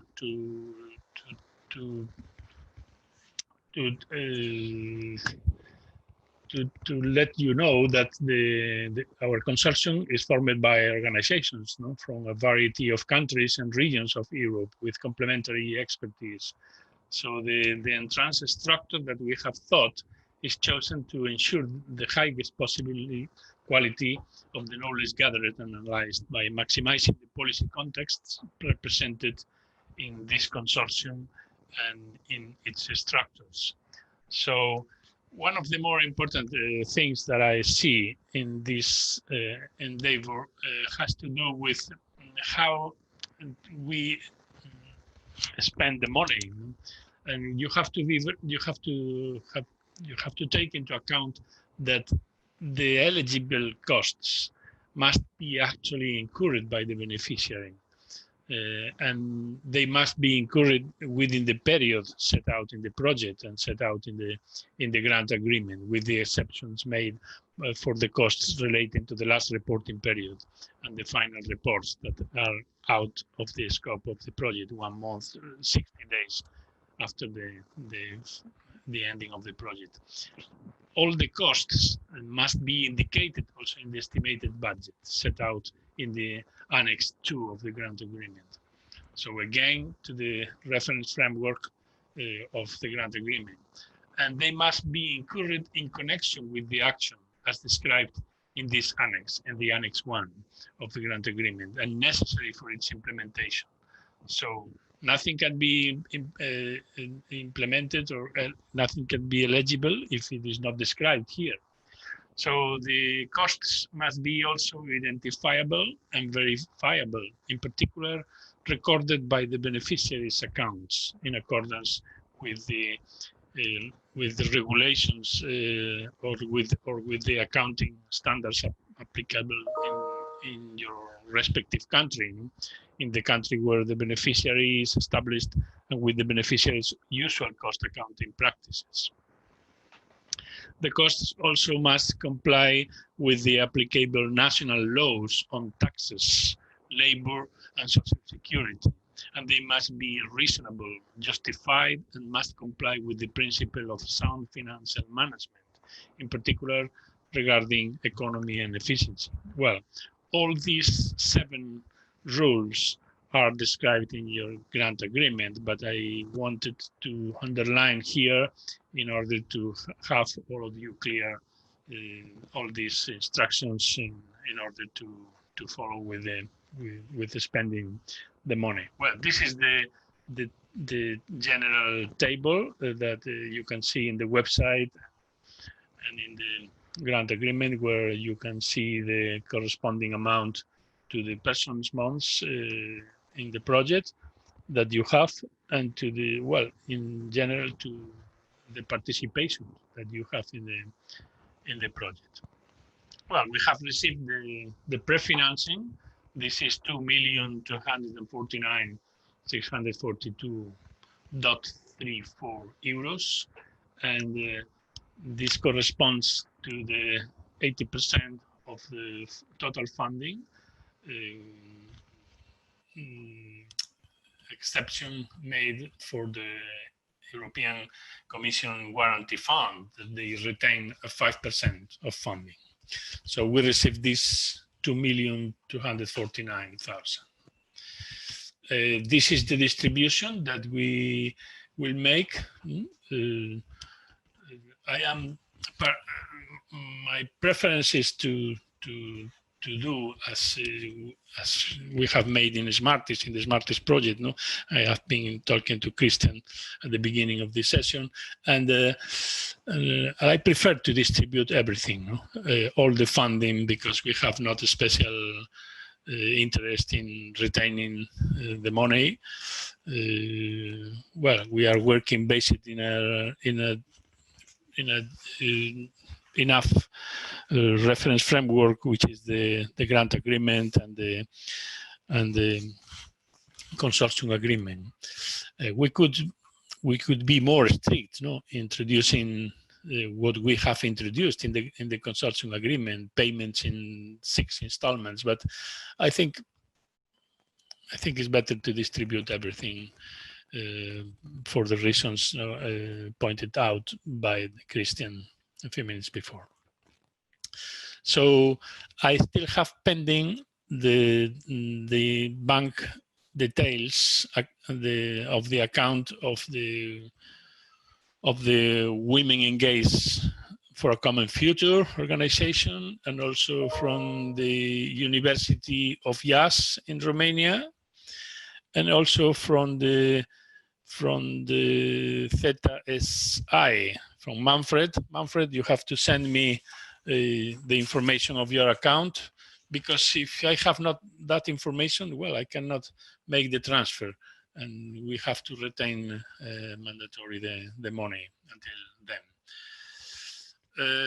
This is the reporting periods that we have to in front of us. The official reporting periods in entrance are 2, as you can see. The first is the first 18 months from now to October 21,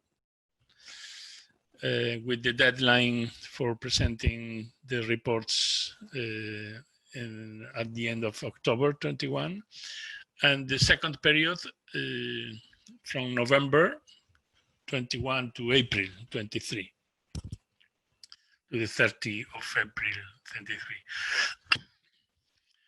23.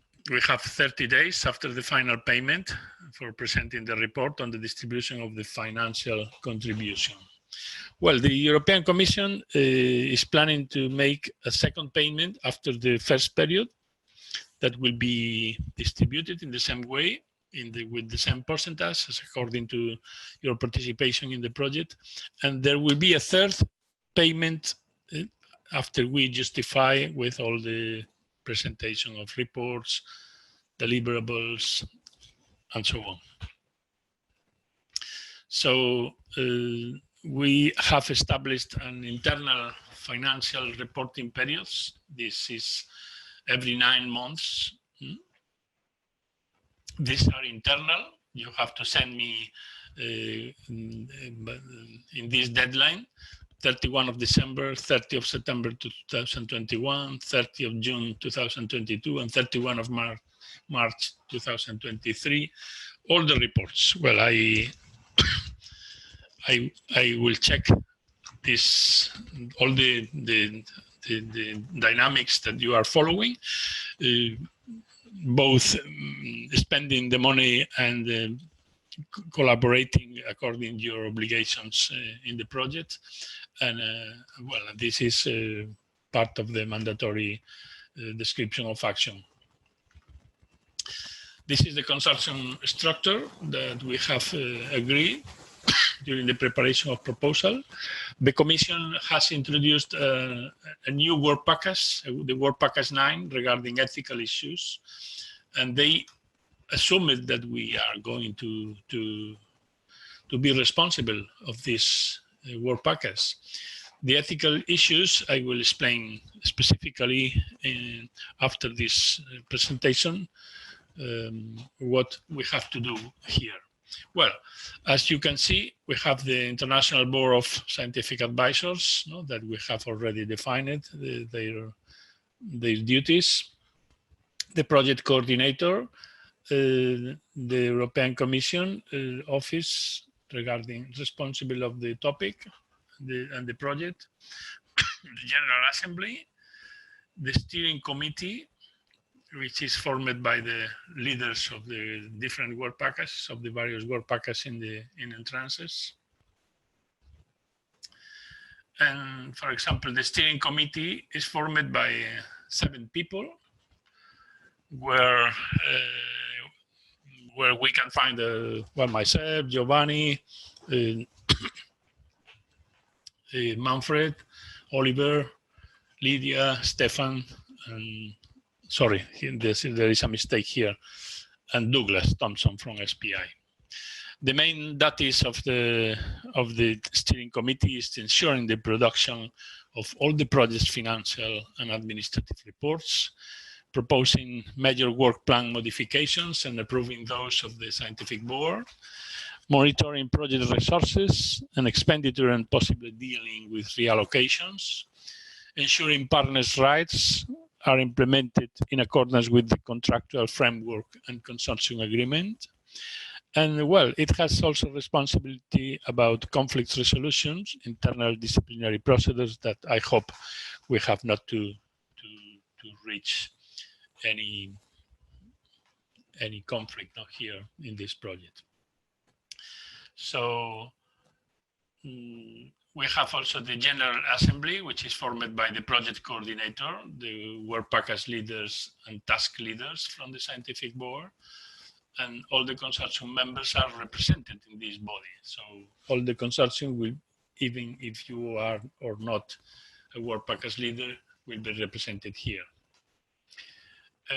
We have also an international board of scientific advisors formed by people, by wise people that we have had along these days, like José Donoso, Stefania Barca, Professor John Togersen, Professor David Assel, Professor Nora Ratzel, Professor Dr. Paul Baker, Professor Philip Bergracht, and Dr. Maria Rosaria Dinucci.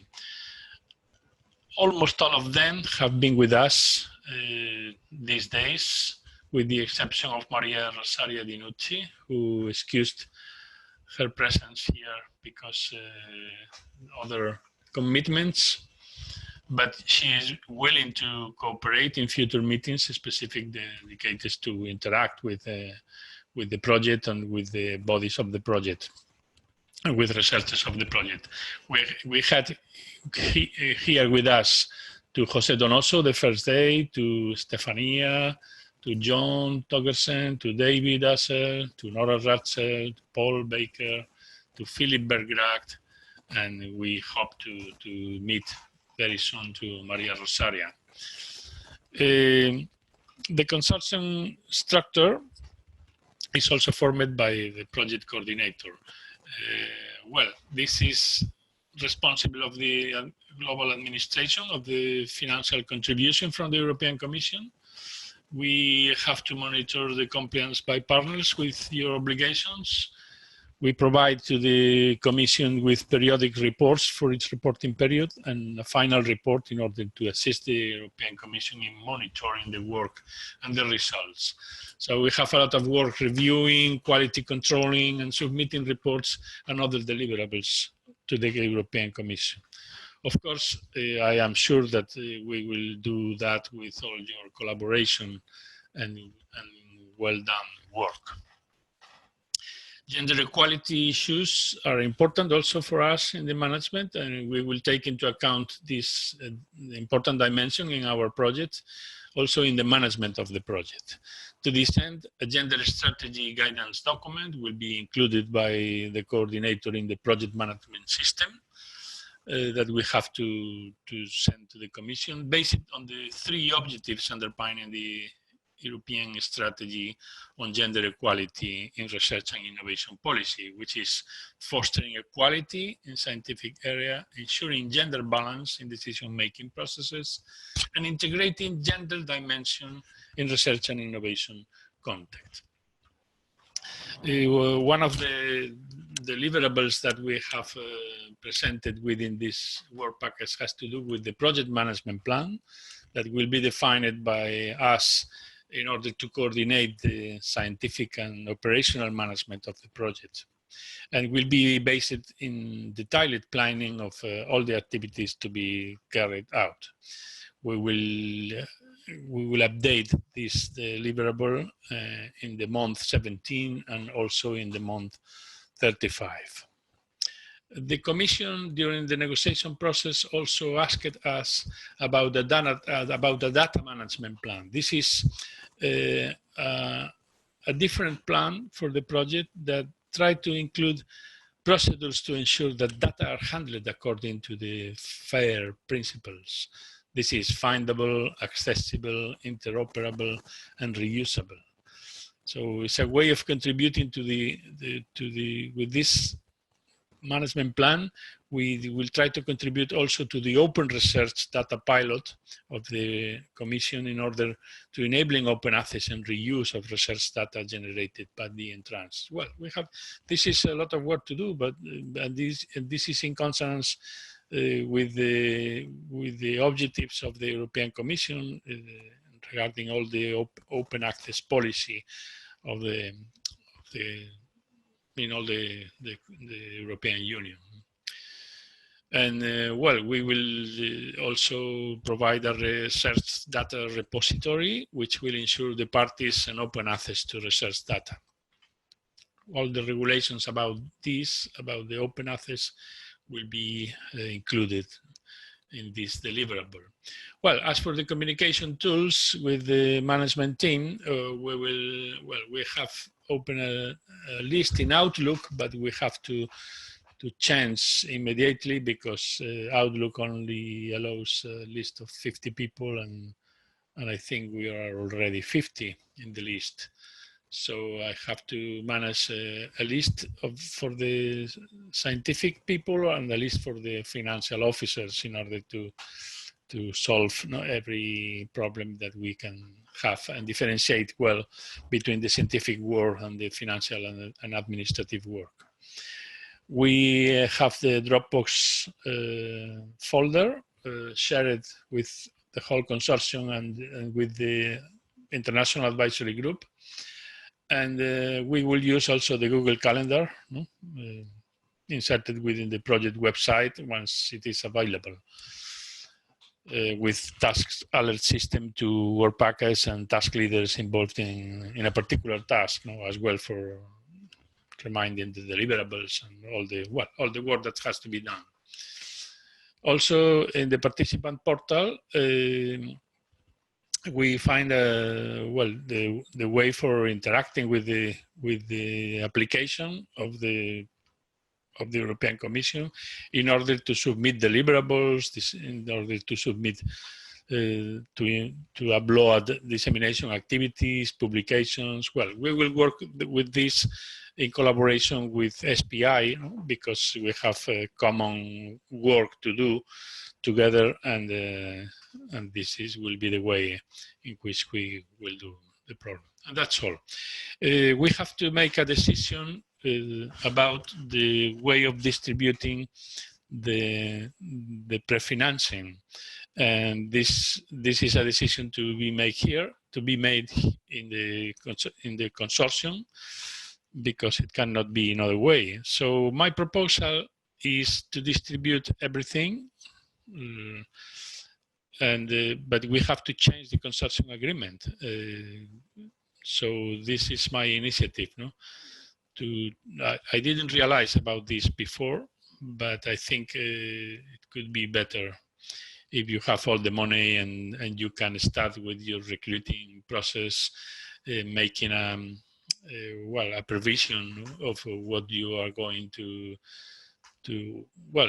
make easy, you know, the management in every with every partner. Any question, or have you any other thing regarding this? Do you agree with modifying the consortium agreement in the article where it is said that the payments will be done in 6 installments? I think you need 1 vote per partner now for this one. Yep. So as was indicated earlier. Okay. So I will ask nominatively every partner in order to do this. Yeah. Enea, what do you think about this? Do you support the proposal? Okay. Okay. Knowledge and innovation. Okay. The Institute for Economic Research. Oliver is not here today with us, but I don't think he's opposing to receive a 75% pre-financing. So I guess we agree. Okay, in case you obtain any. I talked to him tomorrow. If he opposes it, like afterwards, then I will tell you. But I don't think he is opposing this idea. Okay, so it's an affirmative condition to the consulting. Okay, the Leibniz Institute of Ecological, Urban and Regional Development. We're okay with that, Ricardo. Okay. The Norwegian Technological University. Yes, we are okay. Urada.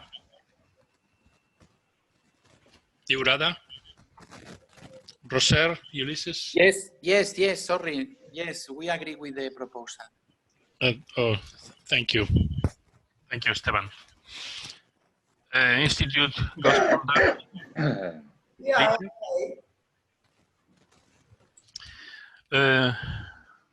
Faculty of Psychology of IAS University. Yes, we agree. Portuguese Society for Innovation. Yes, this is Douglas. In principle, yes, but like Adrian Healy, I need to confirm with our admin department and get back to you. But in principle, it seems fine. Okay. Women Engaged for a Common Future. Yes, we agree. Okay. Center of Social and Psychological Sciences. Yes, we're fine with this. Cardiff University. I see any reason why not, Ricardo, but I can't agree to it before I've consulted with the administration. Just as a point of principle, I'm sorry. Okay, and Center for Social Innovation? Yes, we are okay with it.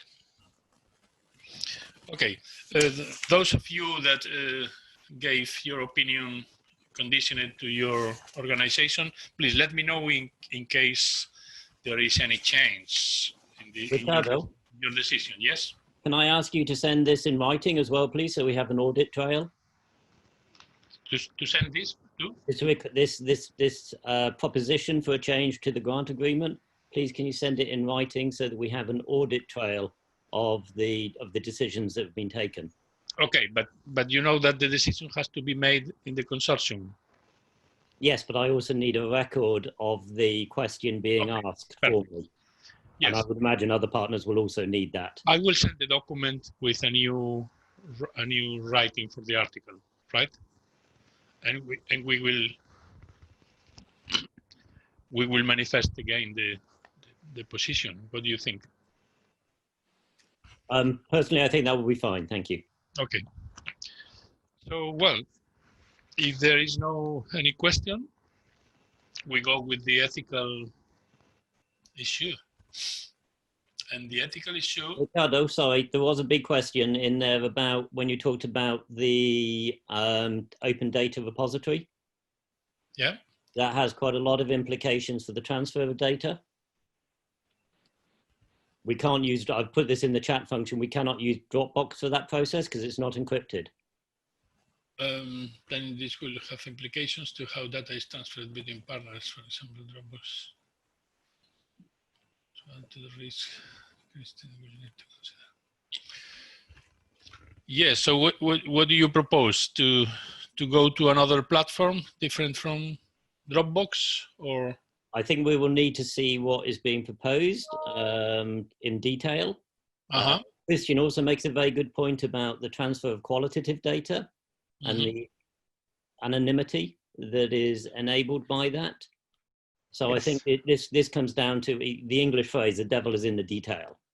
I will take this into account. So I will circulate the text before being submitted to any body of the Commission. So we will have the opportunity, we will have the chance to introduce amendments and to discuss again about this.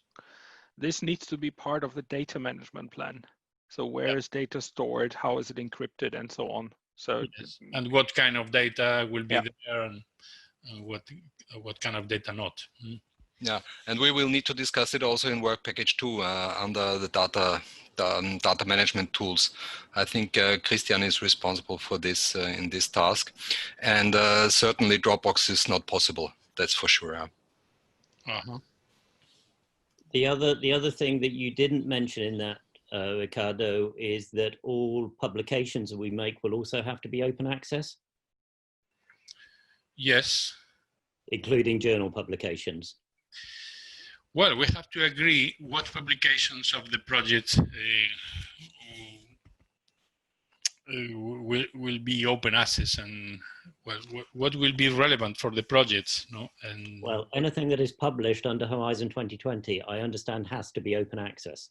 Yes, this is what I understood as well. But have we closed the possibilities for publishing in other journals that are not open access? I don't think so, but the results of the project have to be published in open access. This is mandatory, I think. Also, any papers which are published in journals which have been produced through the financing of Horizon 2020 will have to be open access. Yes, that's correct. But they accept green open access, which means that they are open access after an embargo period, which actually almost all journals accept.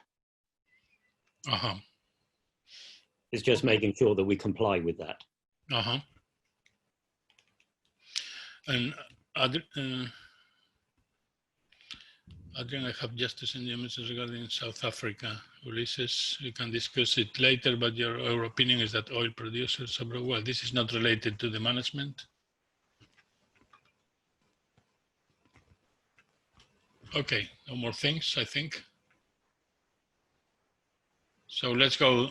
If you want to change the consortium agreement with regard to the payment schedule, it would be good to have a formal process around this, where all partners express that. Yes, we had that now. Forget this comment. Yes, right. Okay, perfect. Yes. Okay, so let's go with the ethics, with the work package introduced by the forced to introduce in the project by the Commission. Well, this is what the Commission requires from us, no? And this is what we have committed to with the Commission to do. Well, something regarding the way in which we recruit the research participants. No? We have to collect we have to present a deliverable informing about the procedures and criteria that will be used to identify and recruit research participants. No? And this has to be a deliverable. So, well, I think we have all the information to do this. I don't think this will be any problem for that. There is also regarding the informed consent. about the templates of the informed consent forms and information sheets in language and terms intelligible to the participants must be kept on file and submitted upon request. Well, this is also part of the things that we have done in other projects, and well, we have not any problem with this. Well, all the participants have to be very well informed and have rights to go out from to stop the participation in the project when they want, and we have to have very clear all the process and who they have to contact with in order to do this, or in order to stop their participation when they change their mind and they decide to not take into account the data they provided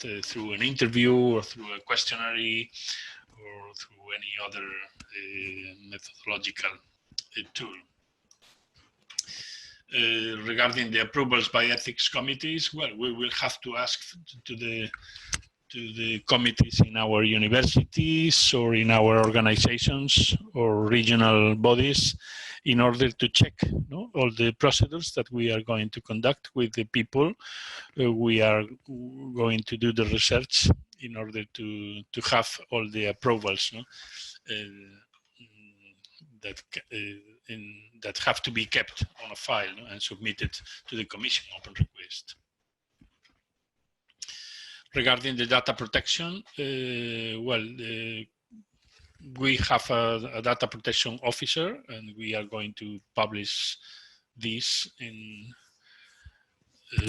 all the documents that we generate to collect data. So the host institution, I understand that it refers to us. No? We have confirmed that that we have a data protection officer, and that the contact details of her will be made available to all the data subjects involved in the research, in order to provide her with. We provide the research participants with a way of writing or communicating to this protection officer, to this data protection officer, any incident or any problem that can arise from any of the research.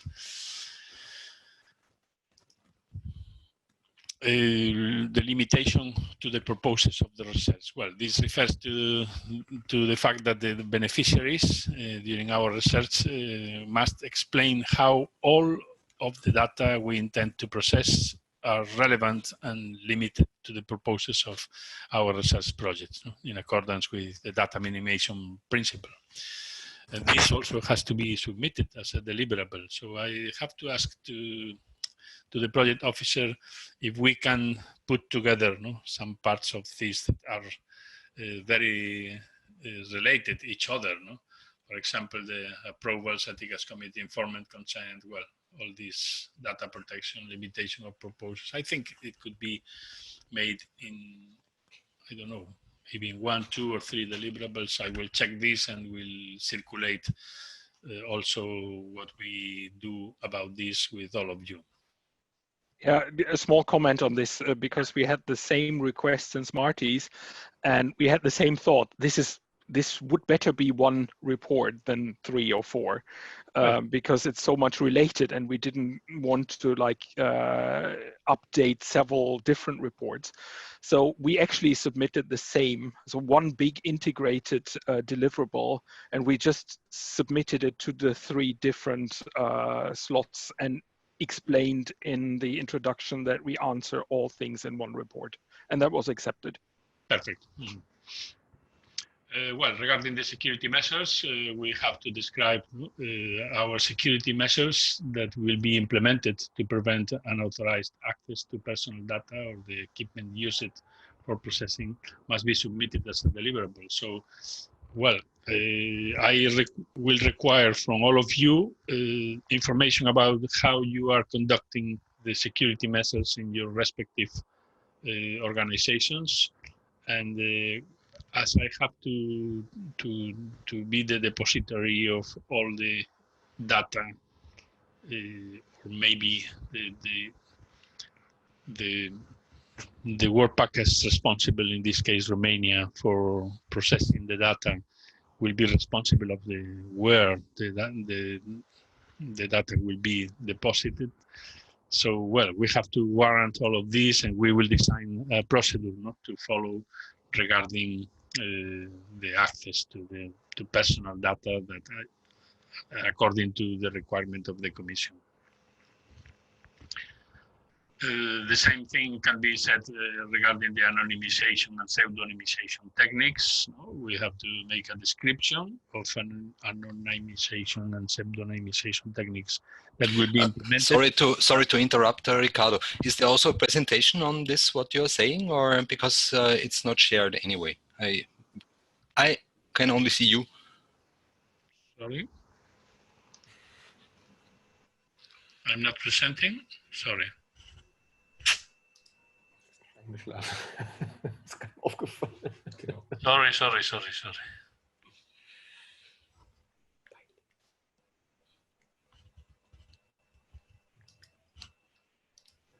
Man weiß ja auch nicht, wenn die Kamera ausgeht, ne? Das ist immer so eine Sache. Schwieriges Medium.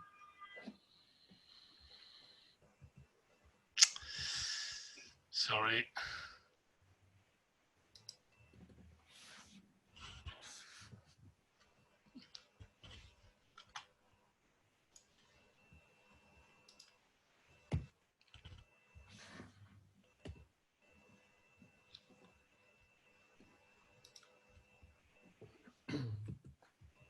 Sorry.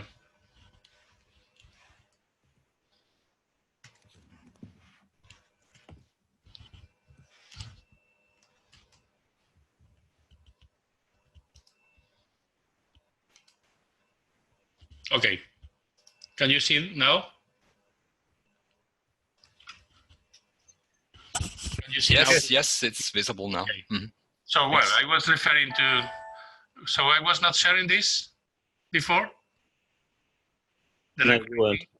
Yes, the recruiting research participants, the informed consent, the templates of informed consent. What I said regarding the approval by the ethics committees, this is regarding the copies of opinions and approvals of all your respective committees in your organizations, or if you have not an ethics committee, the ethics committee of your region or your local government, and so on. Regarding the data protection officer, we have confirmed to the European Commission that we have appointed a data protection officer, and the contact details of her will be made available to all data subjects that will participate in our research.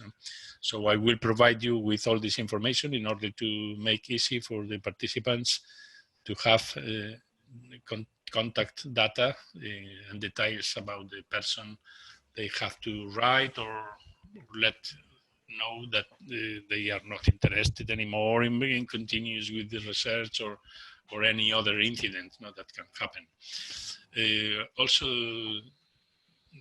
regarding the limitations of purposes of research, regarding the obligation that the beneficiaries have in order to explain how all of the data we intend to process are relevant and limited to the purposes of the project. The security measures that will be implemented, we have already commented this, and the anonymization and pseudonymization techniques that will be implemented as part of this deliverable that we propose as only. Finally, the technical and organizational measures to safeguard the rights of data subjects. Well, these are very important in any research. If you have experience, you already know that the rights of subjects, of participants have to be very clear. And in case, of further processing of previously collected personal data, once this project ends, we have to have a explicit confirmation that the beneficiary has lawful basis for the data processing and that the appropriate technical and organizational measures are in place to safeguard the rights of the data subjects. And this has been submitted as a deliverable as well. So these are all the contexts that the European Commission during the negotiation process pointed out as mandatory to be in the Work Package 9.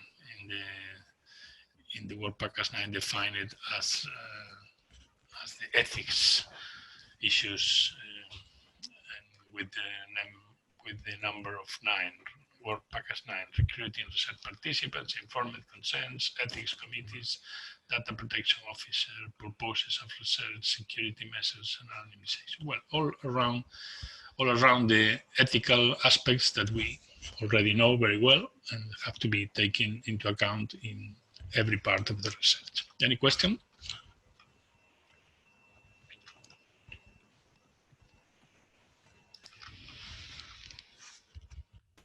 Any question? Any opinion about this? Let me check the... Ricardo, I just added one question in there to ask whether this means that each of the partners should provide you with a data management plan.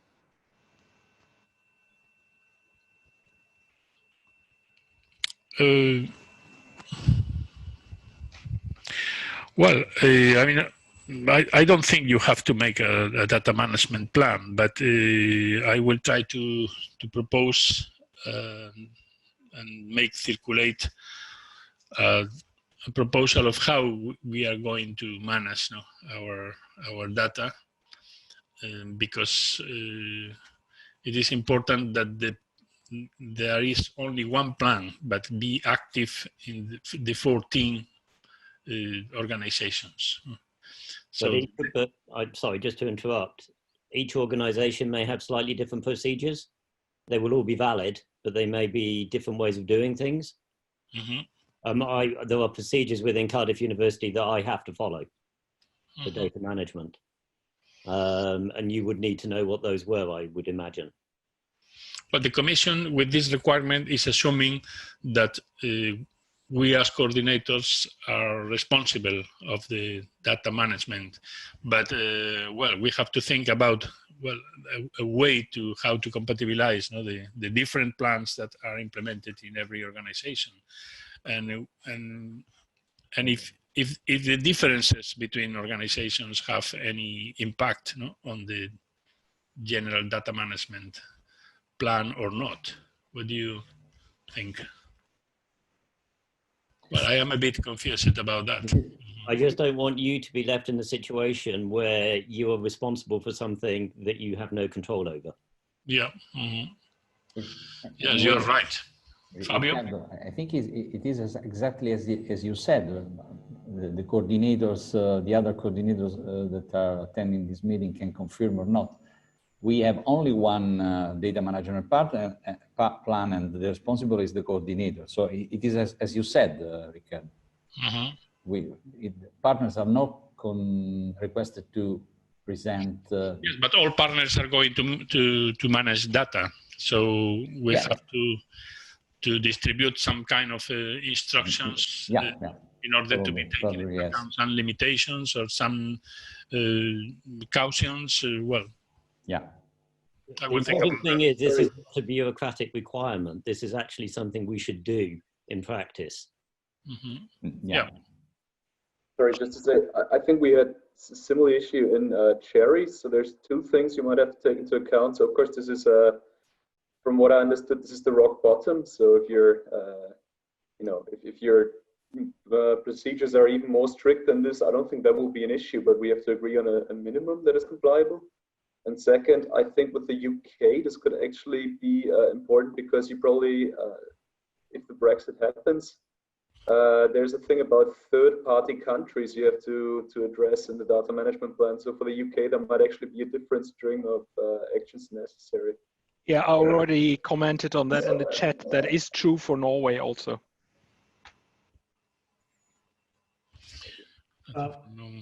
And this also needs to be addressed for Norway and UK. Data management needs to satisfy the national regulations.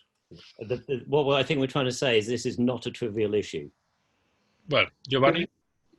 Just to stress some practical aspect of that. Sometimes institutional ethical committee have to give their approval to this kind of stuff, and this can take time. Since we have a very rough deadline, very narrow deadline, because we have a lot of we are quite relaxed now until month 8, or let's say month 12, because we have 8 months for, we'll see that just in few minutes with the other presentation, but then we will have a lot of tasks with times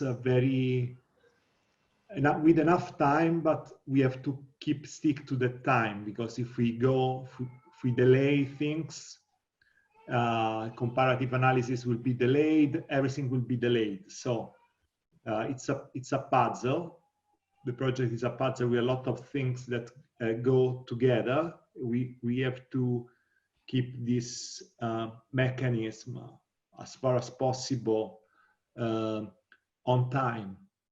So that's why I think that the ethical issue should be dealt since this phase, also within the different institutes, and we cannot wait the very last minute. Otherwise, we will have the okay for going to empirical research delayed, and everything will move ahead.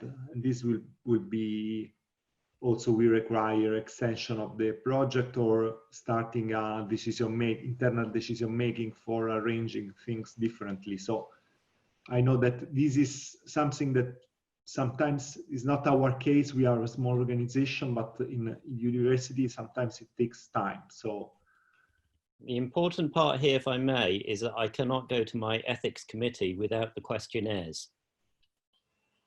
And so until we have the detail of the questions being asked, I can't get ethical approval for the project. So you're right, Giovanni, there are important timelines, but also this is a very significant practical issue. Yes. Not just something that we have to go through. We experienced the same also in a different project, and for some reason the deliverable dates for these ethical deliverables is very early in the project.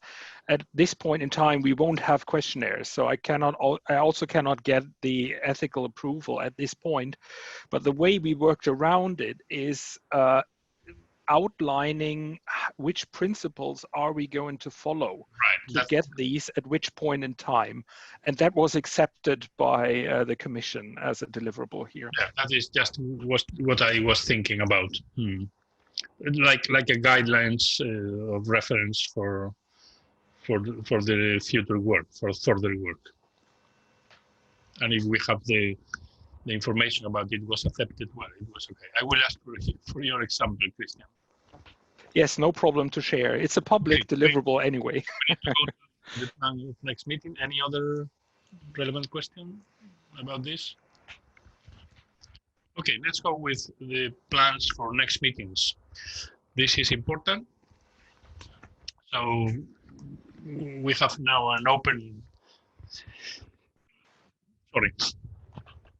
We have an open session now regarding the next meeting. Well, we are depending at this moment of the evolution of the COVID, but we have proved along these 3 days that we can have very efficiently very interesting virtual meetings. So let's think about some opinions about this. Giovanni? You will start with the work package 1, so I can imagine that some of the meetings will have to take place regarding your work package. Yes, us together with Manfred and Stefan and Marcus of work package 2, we elaborated a calendar of a meeting that, of course, will be, most of them will be virtual meeting. I can share the screen, and we already identified some dates because normally it's a complex process to identify them. So just in case if we are all okay with these dates, it will be great. So we can schedule it since now.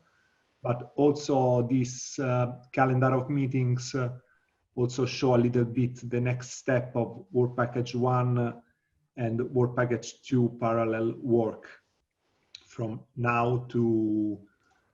Have you any proposal now? It's December, yes. Please, can you share it?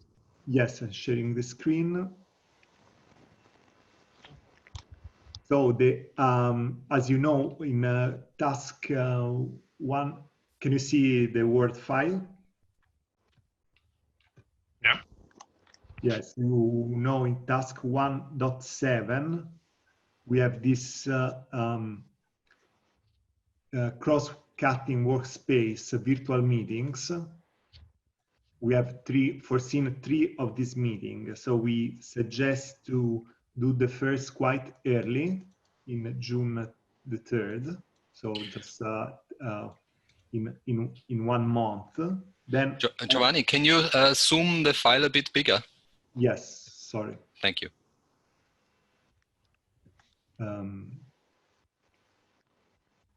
Yeah, so first one, June the 3rd.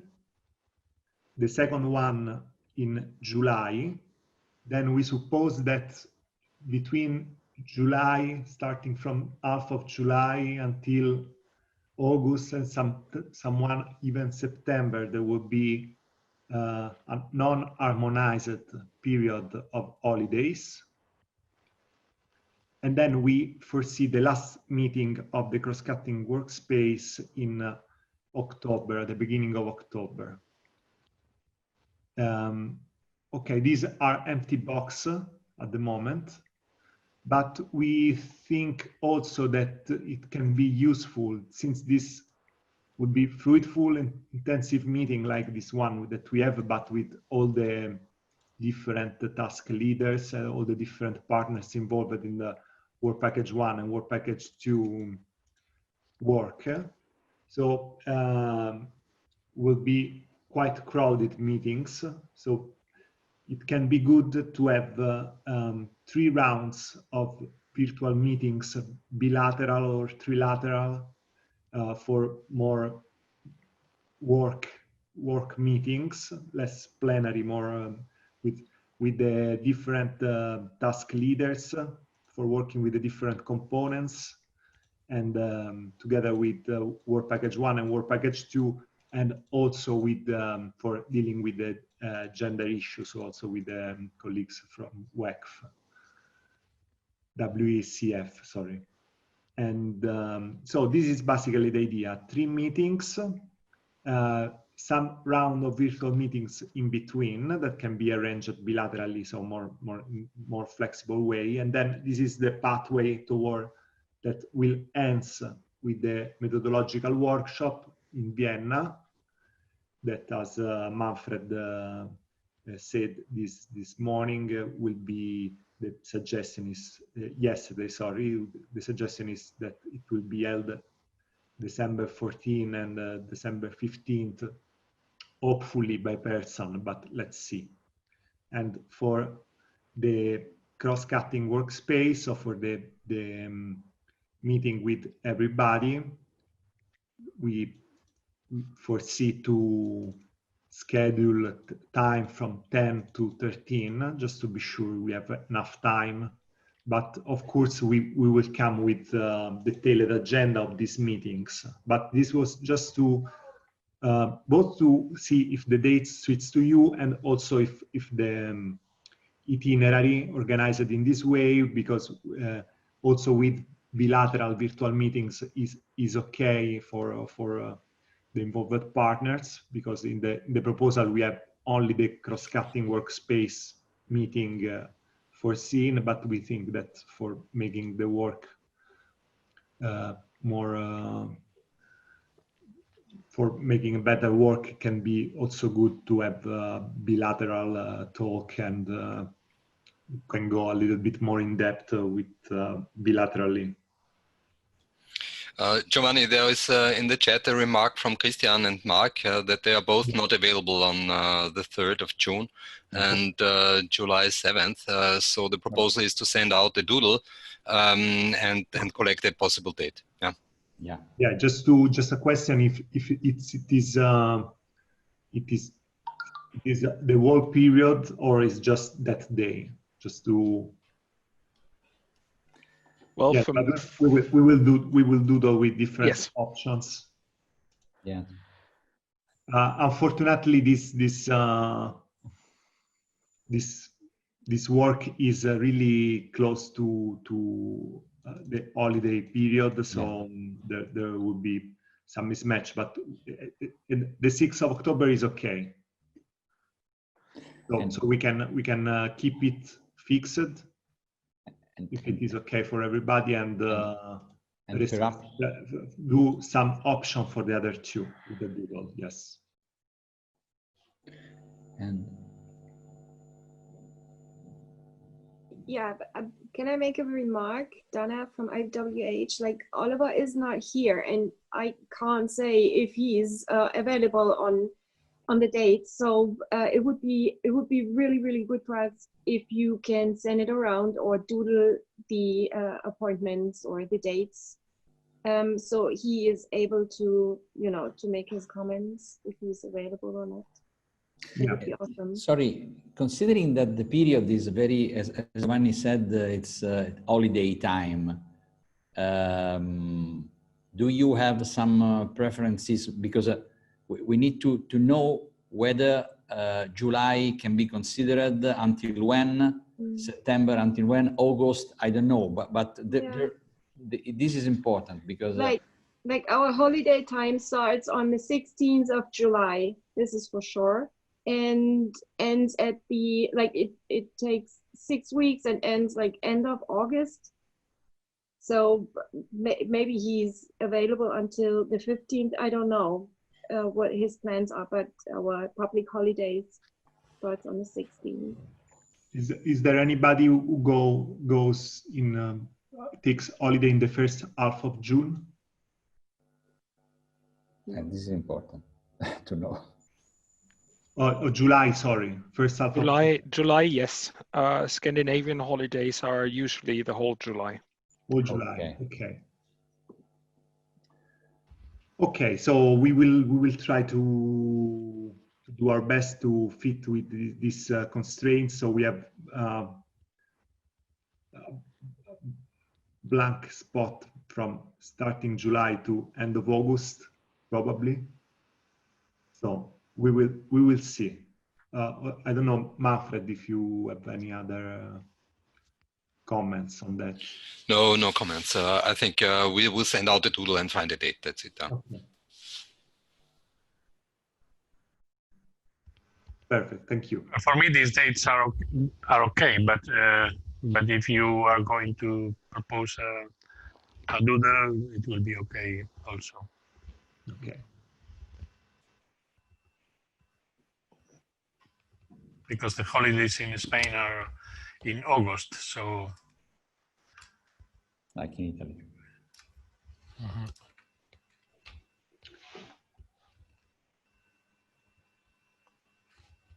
Okay. So if there is no more questions. Maybe I'm a bit ignorant here, but have we already outlined where the General Assemblies are and when? Is that in the description of action and I just don't know it? Then I will check it up there. Yes, it's there, but it's very easy because it's in month 12. So it would be in next April. It would be in Brussels. And there is one workshop associated with that with the European policymaker. That's why it's in Brussels. And then there is in month 24, it would be in Rome. And it's also associated with a workshop. So these are. And there are already dates set for that, not only months. No, just months. Okay, I would prefer to set dates as soon as possible so that I can make sure that I'm not booked on these dates. And I'm sure that also applies to many other people. So many doodles will be circulated in the next days or hours. Okay, yes. So the June 3rd will be the first meeting regarding the round or bilateral virtual meetings. Yes, this will be doodled. It will be doodled as well. The 3rd of June is not some people are not available, so we will try yes, at the beginning, between end of May, beginning of June, try other options.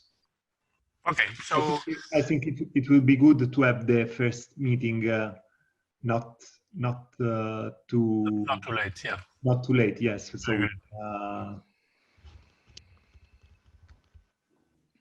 so well, if you have not other comments, the commitment is that you are going to circulate a doodle with the preferences for these important meetings, and the meetings will not be too late. They have to be at least in the next month. Yeah. So let's go with the last presentation by Giovanni Gaiati and Manfred Spitzberger regarding this work package 1 and 2. Conceptual and methodological frameworks, the calendar. Yeah, this was this was this one. Okay. Already done. Okay, so we are at the end of the meeting then. I would like to make a positive evaluation of the meeting. It is demonstrated that the technology can replace well all the difficulties provoked by different issues. So, well, I am satisfied with the kickoff meeting. We know each other a bit more. I had the satisfaction of meeting some people for the first time.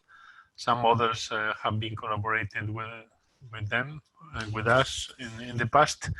And I am sure that we are going to have a very interesting 3 years. As you can see, a very good aim of cooperation and collaborative also mindset. So well, we had here the participation the first day of representatives of our government and giving the support for conducting and coordinating this project, and also giving the support for the results of the project, in order to mean that they are expecting a good result about these important objectives and this important. We had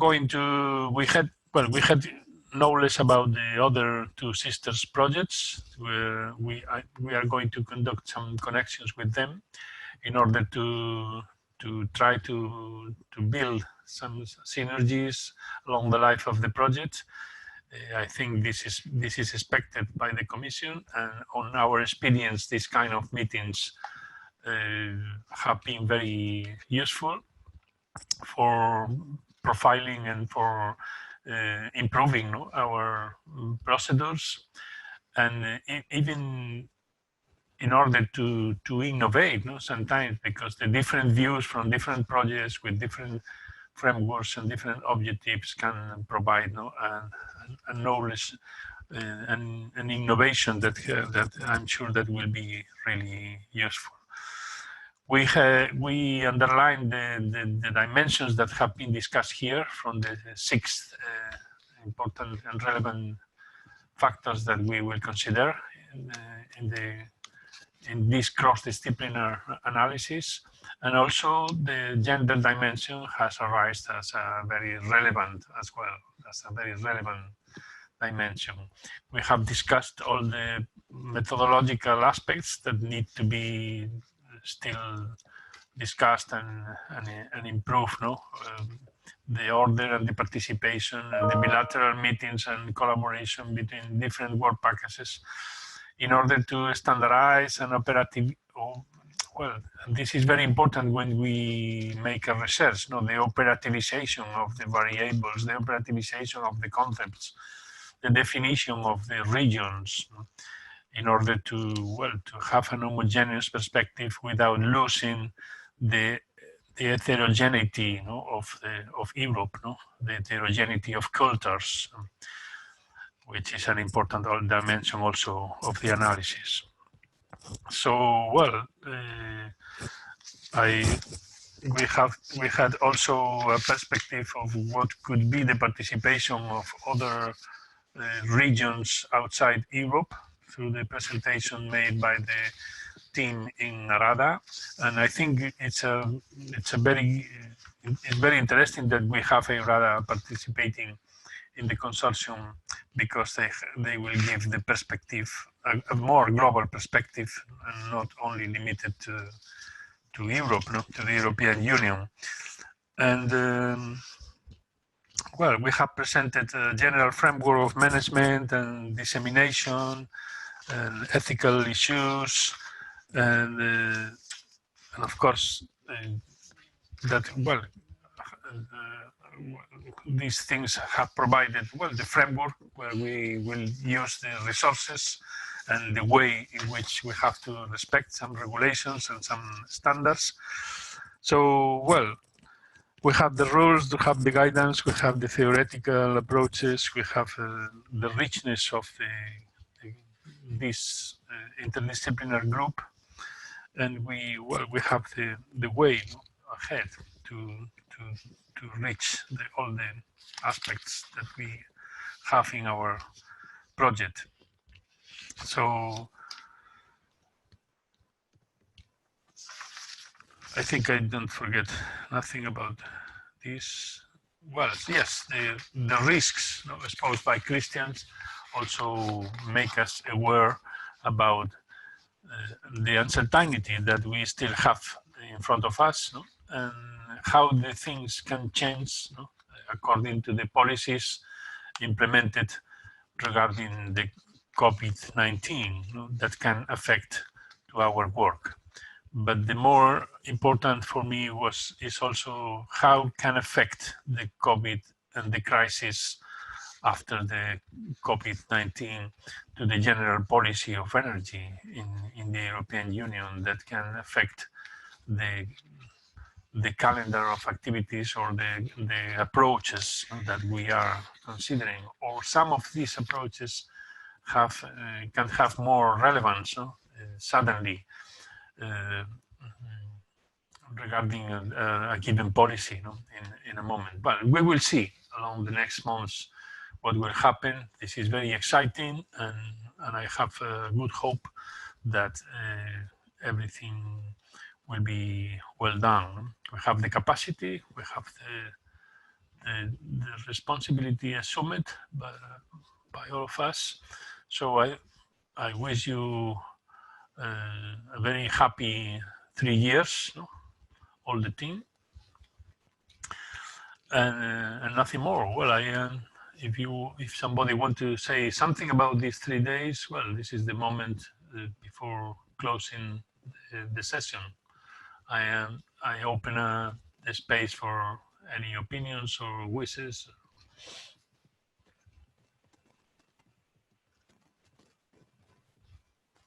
Somebody want to take the floor? Yes, Giovanni? Yeah. Lydia? I was just happy.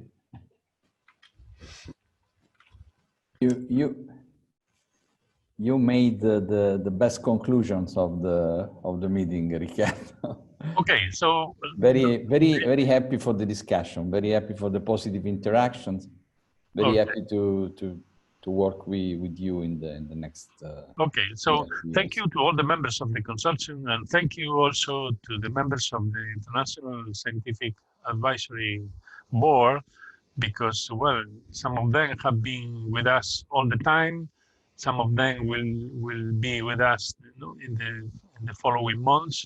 And anyway, just thank you to David, thank you to Nora, to Paul, to Stefania, to all the members that have been with us these days. I said Nora, David, Paul, but also Philip Bergracht has been connected from the United States the first day, and I would like to thank him, especially because the distance, because the timetable differences, and also to John Togersen, who has been also connected. Well, with all their demonstrated experience, I am sure that the project will be even better. So thank you all. Have a nice day. Have a nice weekend, and I hope we all enjoy this endeavor. Thank you. Bye. Thank you very much. Thank you very much. Thank you. Thank Bye-bye. you. Thank you. Bye-bye. Bye-bye. Thank you. Bye. Thank you very much. Goodbye. Thank you. Bye-bye. Bye. Somebody of you wanted to talk after the meeting.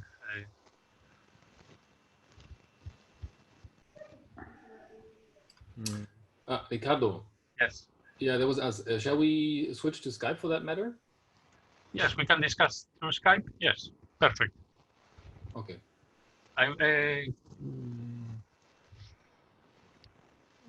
Do you call me or do I call you? Yeah, I just found your contact, so I can call you. Okay, perfect. Okay, goodbye. Bye-bye. I will finish. I will disconnect the meeting. I will put the videos in Dropbox to be accessible for all of you.